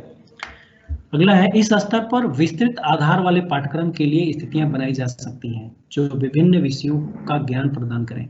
कुछ विषयों के लिए सीमित संख्या में प्रकरण रखने तथा चयनित क्षेत्रों में सामर्थ्य बढ़ाने पर विचार कर सकते हैं। यानी इस पर भी ध्यान दिया जाए कि विस्तृत आधार वाले पाठ्यक्रम बनाए जाए। ठीक है, जैसे विभिन्न विषयों का ज्ञान प्रदान किया जा सके। ठीक है, और कुछ विषयों के लिए सीमित संख्या प्रकरण को सीमित कर दिया जाए, लेकिन ऐसा किया जाए प्रकरण कम करने के साथ साथ उसका सामर्थ्य बढ़ाया जाए ताकि बच्चे के अंदर उसकी जो नॉलेज है वो काफी डीप होकर डीप समझ हो सके।